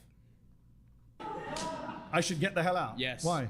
I don't want you here. Why? Because you come here and say all this bullshit about how Americans are lazy. Why? You push your left-wing I never politics. said Americans are I don't lazy. know why you say this. I never said Americans are yes, you lazy. are. You're, The only person saying attacking immigrants people have to is come you. into this country so they can do jobs that we don't want to do. That's I never exactly said those what words. you said. When did I say it? Oh, really? You When did didn't I say it? So We're why on don't we- YouTube. Guys watching on YouTube, rewind to the time where I said immigrants are doing jobs we don't want to do. When did I say those words? Words You that said- came out of my mouth. Okay, so why I do thought we have to we're bring? doing Why do we have to bring in assumptions, my immigrants? friend. Why do we have to bring in immigrants to the All right, country if we have pause, people who are going to do the jobs? Pause. You've been voted out. It's nice talking to you. Nice talking to you. You're gonna have to go. Bro. Nice talking You're gonna to you. have to go, bro. All right. Listen, I've said it a million times. I've said it again. You're not up against Republicans. You are up against Nazis. You are up against Nazis who want you dead. Do you understand me? You are not up against people who have a differing political ideology. You are up against people who want you dead. Okay? That is what you are up against. That is what you are up against. All right? Unfucking believable, bro. Unfucking believable. You can't even write this shit. You couldn't write the... If you did write this shit, people would say it's too cheesy, it's too on the nose, it's not subtle, you know what I mean? They'd be like, this is unrealistic. Nobody is that fucking brazenly fascist. But unfortunately, this is the damage that Trump's fascist regime has done to the United States. It just allows these people to feel emboldened, you know? It's unbelievable. Unbelievable. Ukraine is literally Nazi and you're sticking up for them. Hey, James, can you condemn the Holocaust of the Jews? I'm just curious. I just want to see if you're capable of doing that. Same thing with you, Flappy Cake and James. Are you two capable of condemning the Nazi Holocaust against the Jews? Is that something you would be comfortable condemning? We got another one. There we go with idiotic bigotry toward our other fellow humans. Funny, you're calling other Americans Nazis for simply not agreeing with you. No, I'm calling them Nazis because they're proudly Nazis. That's what I'm saying. So again, I'm just going to ask one more time. If you refuse to answer the question, you will be permanently banned. So Flappy Cakes, who else? James and Nikto. Can you guys condemn the Nazi holocausts of the Jews? If you can't, you will be instantly, permanently banned. I know you'll make another account and come back because you're desperate for daddy's attention, but this account will be banned. You have 60 seconds. You have 60 seconds to condemn the Nazi Holocaust of the Jews.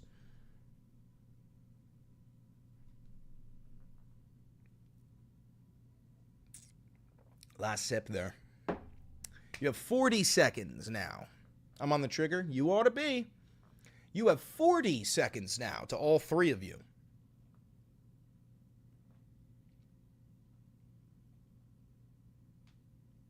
You now have 30 seconds, boys. Daddy's attention, LMFAO, you're funny. You can't say Republicans are Nazis. Where's the Holocaust? Guys, look how they can't do it. They can't even condemn it. Make it 0. I'm getting tired of listening to your ass. Dude, look, before you do ban them, I want everybody in chat to notice, all I did was ask these fucking Nazis to condemn the Holocaust.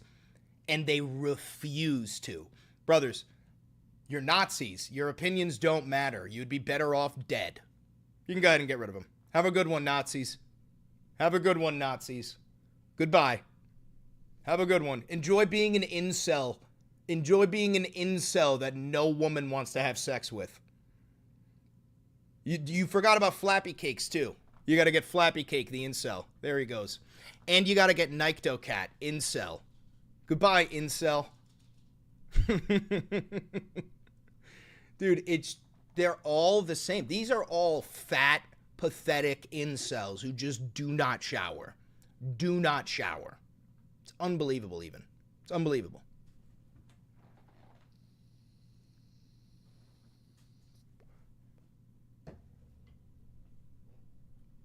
$50 says they're back with alt accounts. $50 says they come back with alt accounts. I'll put 50 on that. Thank you for the $5, Egghead. Swing. It's a hit, and they're out of here. Out of here. Says the one who sits in his chair making vids all day about Trump. Damon, if you want my comeback, you're going to have to scrape it off of the back of your mother's teeth. I'm sorry. It's not going to happen. I've already identified myself as Pierce Morgan while I've identified you as crying Jordan Peterson. Unfortunately, you are my bitch. Unfortunately, that is where we're at right now. You are my bitch. Thank you for the $5. We love mocking losers. Hashtag trans rights. Thank you very much.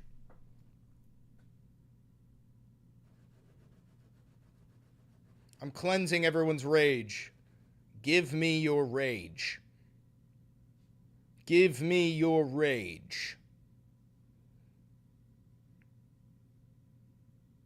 There we go. There we go. I'll take that. You should stop vaping for your own health. Tell me you're addicted to it. I'm very addicted to it, brother. I can't fucking stop. I can't fucking stop. You guys can hit me with psychic vape beams. Can't handle it. Thanks, I needed that. You're welcome. Bro has no actual thoughts. He just gets paid to say these things. Don't kick this guy. Damon, we've gone through this many a time. I'm genuinely curious. Who do you think is paying me? Like, because what I shit on the Republicans, I shit on the Democrats, I shit on liberals, I shit on conservatives, I shit on everybody. Who do you think is paying me? I'm genuinely, I have to know how your brain works. Give me your rage. Give me your rage, brother.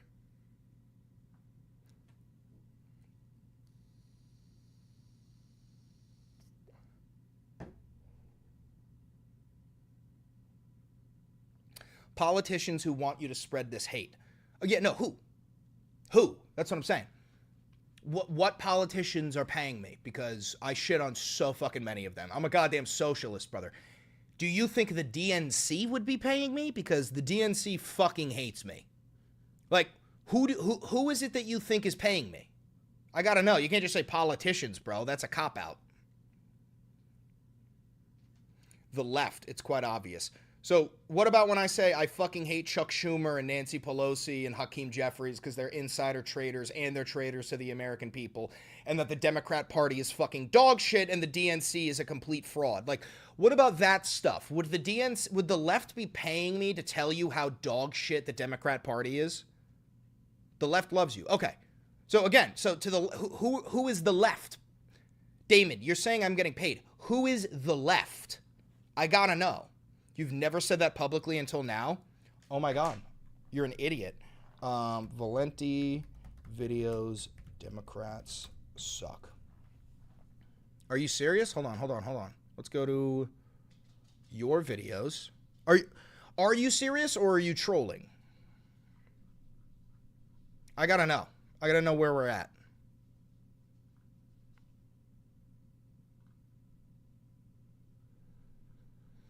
Bro's casting rage bait, 90% effective. No, it is, but I do want to pull up the videos like of me, Valenti videos shitting on the fucking Democrats.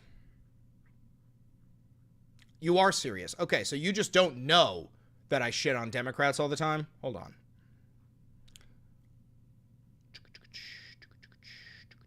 Your monthly funding is from the Secret Society, Inc., of course.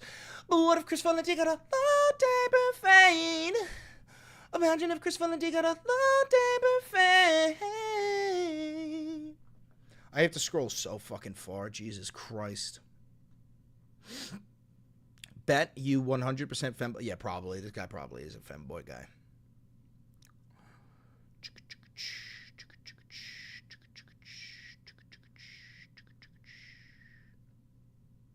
Oh, yeah, now we're coming up on it. Now we're coming up on it. Where is it? The Democrat failure.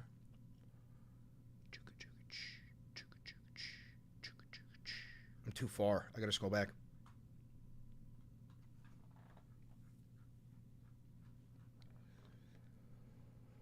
Oh, where is it? Oh, here, dude. Here, how about this one? Where is it? View video link. Here. Dude, this is very old. But look at the title. The Democrat Party is withering away against MAGA. This whole fucking video is me shitting on the Democrats, bro. This whole fucking video is me shitting on the goddamn Democrats.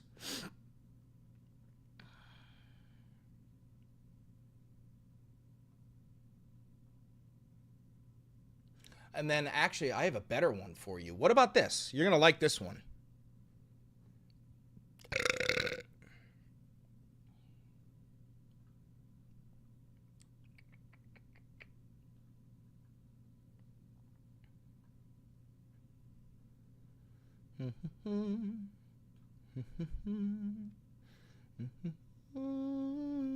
Stop right there, criminal scum! Hi, how are you? I'm Chris Valenti, your perfect and humble leader. Whether you meant to or not, you just stepped foot into the Valentiverse, and now you and I are stuck together for the next...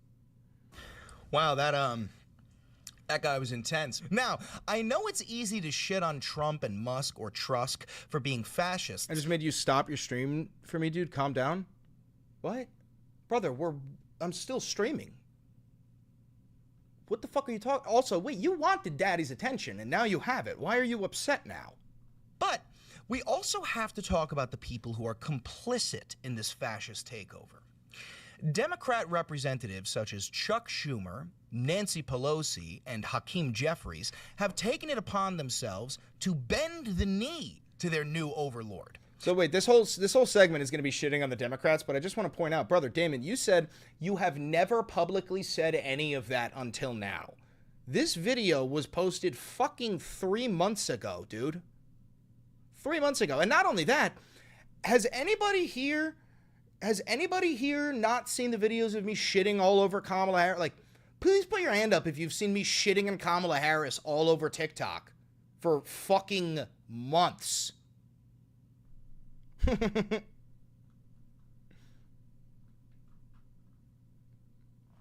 Instead of using the small bit of power that they still have to stand up against him.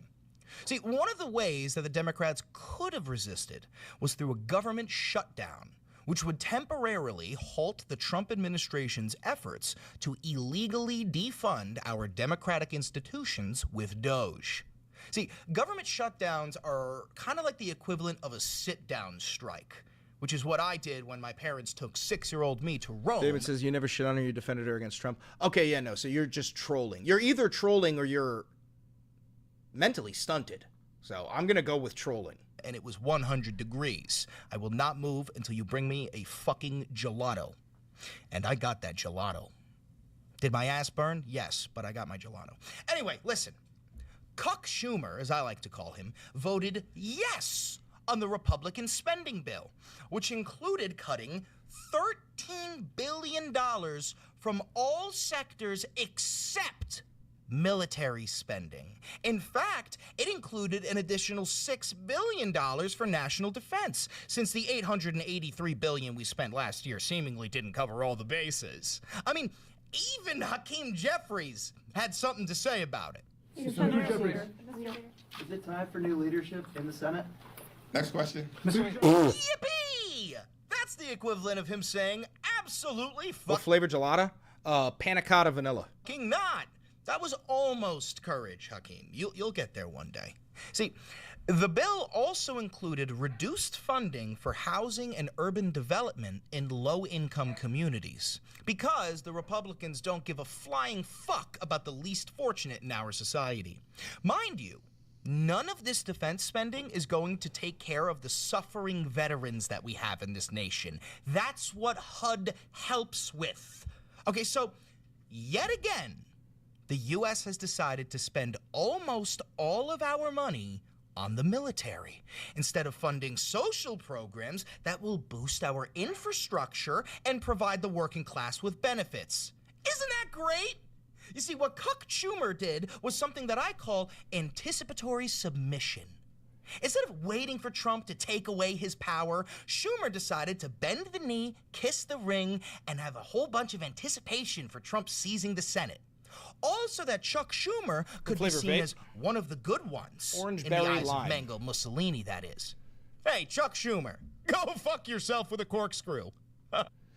Brother, so wait, I do want to bring it back. When this guy said what did he say? He was like, you've never publicly criticized Democrats. And this is a video from 3 months ago where hey, I say, Chuck Schumer, go fuck yourself with a corkscrew. Anyway, I win, you lose. Sorry. Imagine if Valenti videos got a no fame. Imagine if Valenti videos got a no fame. What is this fuck-ass angle? What is this angle of no lip Levitt? Yeah. And she said San Francisco. What is this angle? 60 degrees right now. Aww. She was wearing a fleece and I was like, oh my God. Two days ago, you publicly criticized Democrats. Yeah, no, I publicly criticize Democrats all the fucking time because I'm not stupid enough to think that this is a team sport. Oh, Jesus.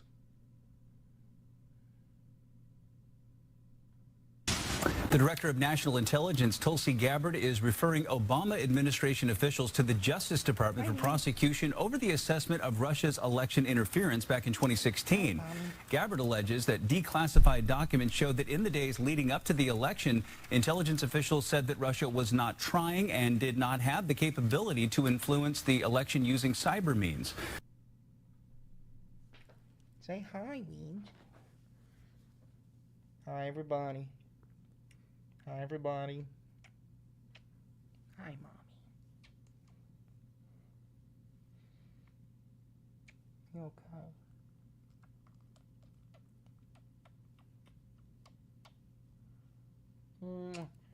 Can I have a kiss? Can I please have a kiss? Thank you.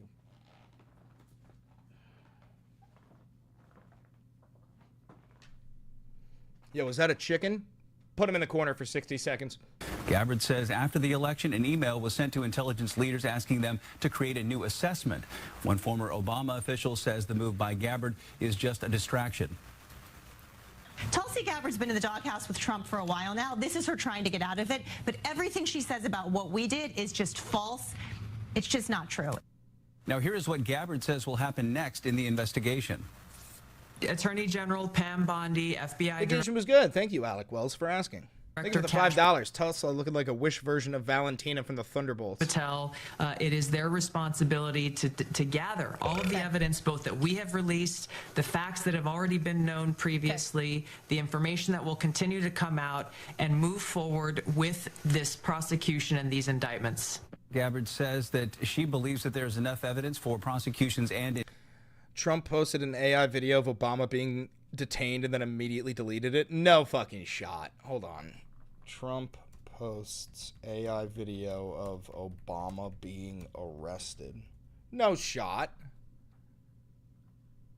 Oh my God, he fucking did. Where's the video? I gotta see it.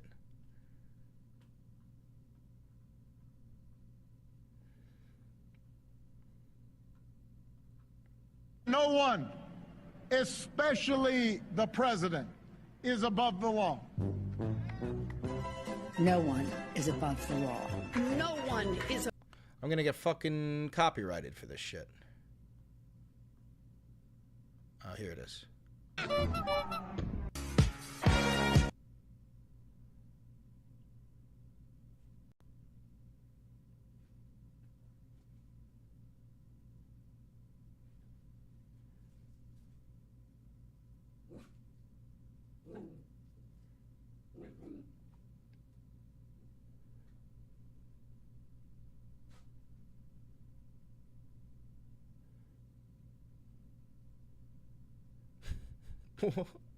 Look at him.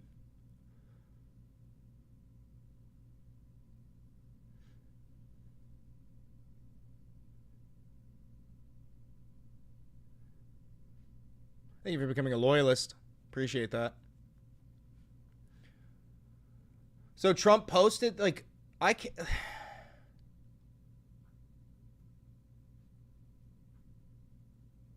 These fucking people, bro. These fucking people.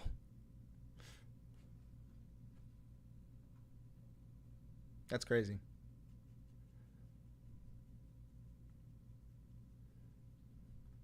So much in just 6 months, and I'm happy to take some questions. Was the president serious, or was he joking this weekend when he said he might block a Washington Commanders stadium deal if they don't change their name? The president was serious, and it's part of the art of the deal, part of his negotiating skills. As you know, sports is one of the many passions of this president, and he wants to see the name of that team changed. Why is he getting involved in that? Why does he see that as part of his purview? I think you've seen the president gets involved in a lot of things that most presidents have not. He's a non-traditional president. He likes to see results on behalf of the American people. And if you actually poll this issue with sports fans across the country and even in this city, people actually do support the president's position on this. No, nobody gives a fuck, actually. What's the White House's reaction? Michael, go ahead, and then Mary, you can go. Thank you, Caroline. What's the White House's reaction to Senator Chuck Grassley today releasing the formally classified Clinton annex showing that the Comey-led FBI failed to fully investigate Hillary Clinton's use of a private email server. Also failed to really look into thumb drives with potential national security risks on them and emails from President Obama. It comes as no surprise, unfortunately, and I think that's why you've seen the FBI open up investigations into the individual you mentioned and some others as well. Caroline. Asked about the president just ordered the FBI to release the full Epstein files. Luigi! The president has said if the Department of Justice and the FBI want to move forward with releasing any further credible evidence, they should do so. As to why they have or have not or will, you should ask the FBI about that. Go ahead. It's up to the Attorney General. Does the president have any message for the countries that are planning to attend the two-state solution conference taking place there as well? I'm not quite sure he has a particular message for those countries. I think the president's message on this conflict we've seen in the Middle East taking place for far too long that has become quite brutal, especially in recent days. You've seen reports of more people dying. The president never likes to see that. He wants the killing to end, and he wants to negotiate a ceasefire in this region. He wants to see all of the hostages released from Gaza. That has been a top priority for this president. Within this 6 months, we have seen many of the hostages released, including the last living American hostage, Edon Alexander, which was a result of this administration's diplomatic efforts and approach to ending this conflict. And again, this is another conflict that the president inherited from the previous administration, who was so weak and incompetent, it led to so much chaos and death around the world, but this president is focused on solving it. Kelly, go ahead. Thank you.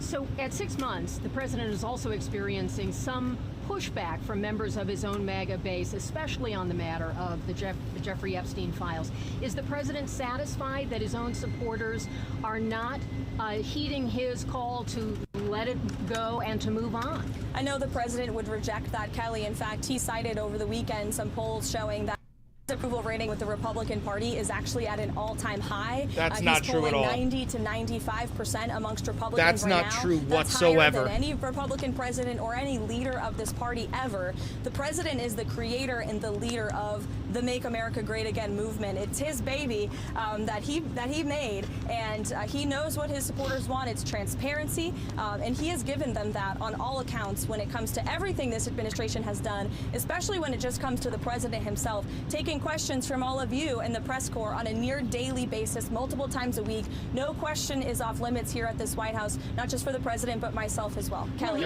Will he call on Kash Patel to do more? Again, as I just answered, the president has told the Attorney General and the FBI director to release any credible evidence that they find, and he also signaled to them over the weekend to move forward with unsealing the grand jury documents that were under seal by various judges across the country, and I believe the Attorney General has taken the proper legal action to do that. Caroline, you mentioned there also Israel, we've seen stepping up some attacks in Gaza. Has the president expressed his frustration with Netanyahu, and how does this impact the ceasefire negotiations? Well, look, the president enjoys a good working relationship with Prime Minister Bibi Netanyahu and stays in frequent communication with him. He was caught off guard by the bombing in Syria and also the bombing of a Catholic church in Gaza, which, as you know, I addressed at my briefing last week. And in both accounts... Are you telling me Trump is upset that Benjamin Netanyahu doesn't give a fuck about anything Donald Trump has to say? Intervene when it came to Syria. We saw a de-escalation there. And as for the bombing of the Catholic church in Gaza, the Prime Minister did put out a statement saying this was an accident and they deeply regretted that action on behalf of the state of Israel following his conversation with the president. Caroline, has the White House taken a position on Maria Salazar's work visa bill? And ideally, what does the president want to see with a work program for aliens? Oh, the slave program. I know you asked me about that last week, and I regret to inform you my answer remains the same. I don't think that's the focus of the White House right now in terms of legislative priorities, but certainly I promise you we'll get a readout on the bill. But as I reiterated to you before, the president does not support amnesty for illegal alien criminals, and I think the tragic circumstance that took place in New York City this past weekend underscores the priority of this.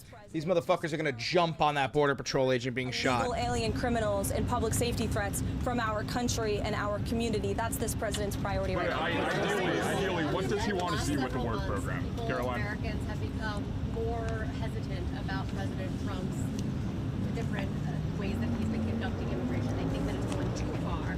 Is the White House going to limit any ways that it is enforcing immigration across the country? I think the Trump administration is going to continue to focus on removing public safety threats and illegal alien criminals from sanctuary cities. The president himself has said that's the priority for him in this administration, which the vast majority of Americans do still support, removing illegal, heinous criminals from their communities. And ultimately, the best poll that was ever taken was on November 5th, when nearly 80 million Americans voted to re-elect this president, largely because of his immigration policies. And we've seen they've been I bet a she's giving Trump a against BJ. Brother, Trump can't get hard.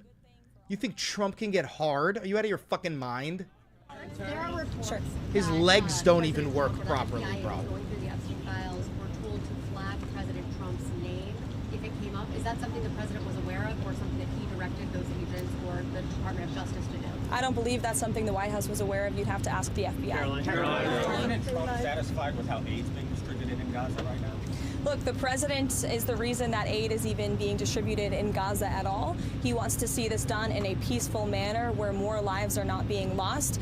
He hated seeing the pictures of starvation of women and children needing that, desperately needing that aid, which is why this administration came to a creative solution to bring that aid into the region. And we want to make sure that aid is delivered to people in need, but certainly does not end up in the hands of terrorists. I think both things can be done at the same time. Look, it's a very difficult and complicated situation, again, that the president inherited because of the weakness of the last administration. And I think he should be applauded, and the administration should be applauded for coming up with a creative solution to get aid into the region. The president wants to see peace, and he's been pretty clear about that. And if you wanted to see our national peace, he security probably should stop funding the genocide. Of course, it's a very complicated situation. Hi, Mark. You're sneaking in back there. I know. I wish I was taller. The Commerce Secretary over the weekend had some pretty tough words for Federal Reserve Chairman. The White House has kind of sent some mixed messages whether or not his job is safe or not. Will Powell be allowed to finish his term as Federal Reserve Chairman? Look, Mark, the president talked about this and answered these questions for you pretty extensively. Dude, the worst part about Caroline is that she can never answer any questions, ever, because she doesn't really actually talk to Trump. Trump doesn't consider her to be a fucking human. He considers her to be a blonde piece of pussy, you know?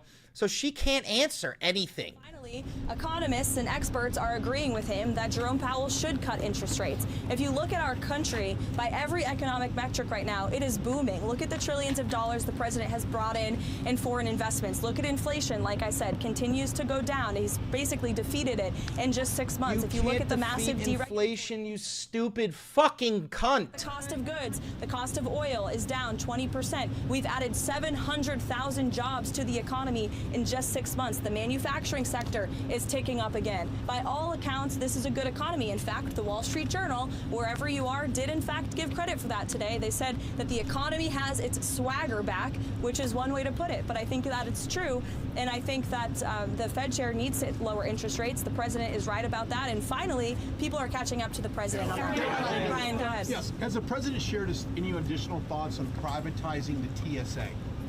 Privatizing the TSA. I haven't heard him talk about that, but perhaps it would be a good idea. I think we can all agree there's a little bit of bureaucracy when you move through an airport, but I'll get with the president, or perhaps you can ask him yourself next time, Brian.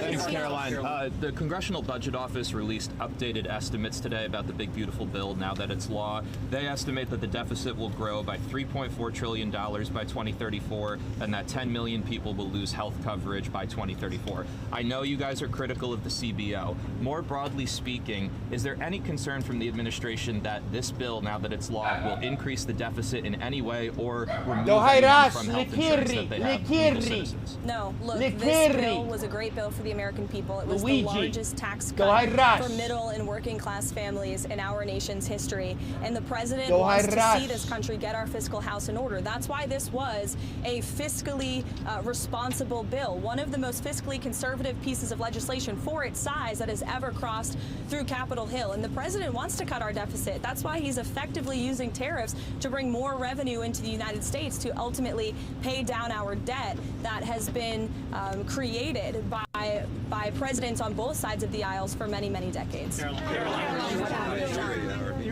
11 days until that August 1st trade tariffs deadline. What can we expect between now? We can expect Trump to push the deadline even further because that's what he always does. Look, I can tell you the trade team and the president himself continue to be very engaged with countries around the world when it comes to our trade agreements. You have the president of the Philippines who will be visiting the White House tomorrow. Perhaps this will be a topic. She's so good at giving non-answers, bro. She's so good at giving non-answers. The August 1st deadline is just really the start date for when the United States of America will begin collecting this revenue from all of the countries around the world who the president has sent these letters to. You could see some more letters before August 1st, John. You could have some more trade announcements as well. I can tell you the president, Secretary of Treasury, Secretary of Commerce, Ambassador Greer all continue to be in constant communication with our trading partners. Yes, sure. Thank you. How did you see the tariff negotiations with South Korea being fundamentally different with those with Japan? I can check in on the status of the South Korean trade talks for you. Special envoy is visiting Lebanon regarding disarming Hezbollah. Does President Trump still believe diplomacy? Who is visiting? Tom Barak. Okay. Special envoy Tom Barak is visiting Lebanon regarding disarming Hezbollah. Does President Trump still believe diplomacy can work with Lebanon while Hezbollah keeps its weapons? Look, I think the president wants to see diplomacy work with Lebanon and all of the partners in the Middle East. You know, the president has been very clear when it comes Curtis, to don't you his dare priorities leave. for I'm going to end the Iran. stream. He obliterated Couple their minutes. nuclear capability. You close this out. And I understand that the administration continues to be open to talks with Iran if we deem them necessary. As for Tom Barak's trip, I know the president supports him and he's doing a great job in Syria. Thank you so much, Caroline. According to the House Judiciary Committee, the Biden administration sent nearly $1 billion in taxpayer funds to the left organization in Israel to oppose Israeli Prime Minister Benjamin Netanyahu. What is the White House reaction? Well, it's not a surprise to me that the previous administration sent billions of dollars overseas for useless priorities that don't advance America's interests. We've seen a lot of that, which is why this administration has been very focused on clawing a lot of that money back and making sure the American government is spending American tax dollars on America's priorities. Thank you, guys. I'll see you later. Thank you.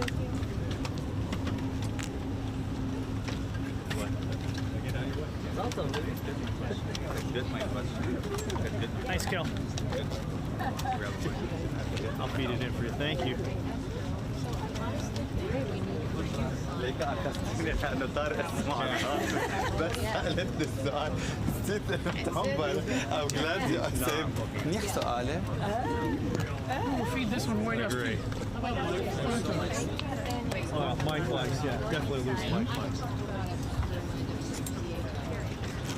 I saw you, sir.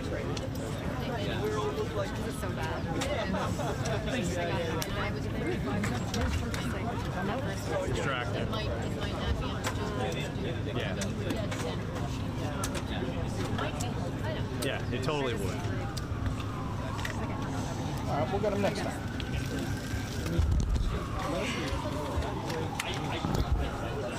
Right. And frankly, kids.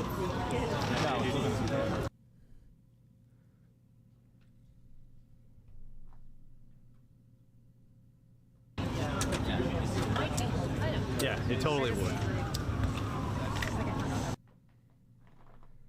Yeah, not a happy camper there. He was not a happy customer. All right, I'm going to end it. Thank you for tuning into the Valenti Videos live stream. Don't forget to like, comment, subscribe, and hit the notification bell. It costs you absolutely nothing, and it helps me immensely. If you do want to support the channel financially, because this is real independent media, all you got to do is become a patron on Patreon, become a member on YouTube, click that thanks button, donate to the channel, buy merch, and use the discount code for Ground News. I'm sorry you just got here, Pete Hegseth, but we are 4 hours into the stream, and Daddy needs a lunch break. Thank you very much, everybody. I love you all.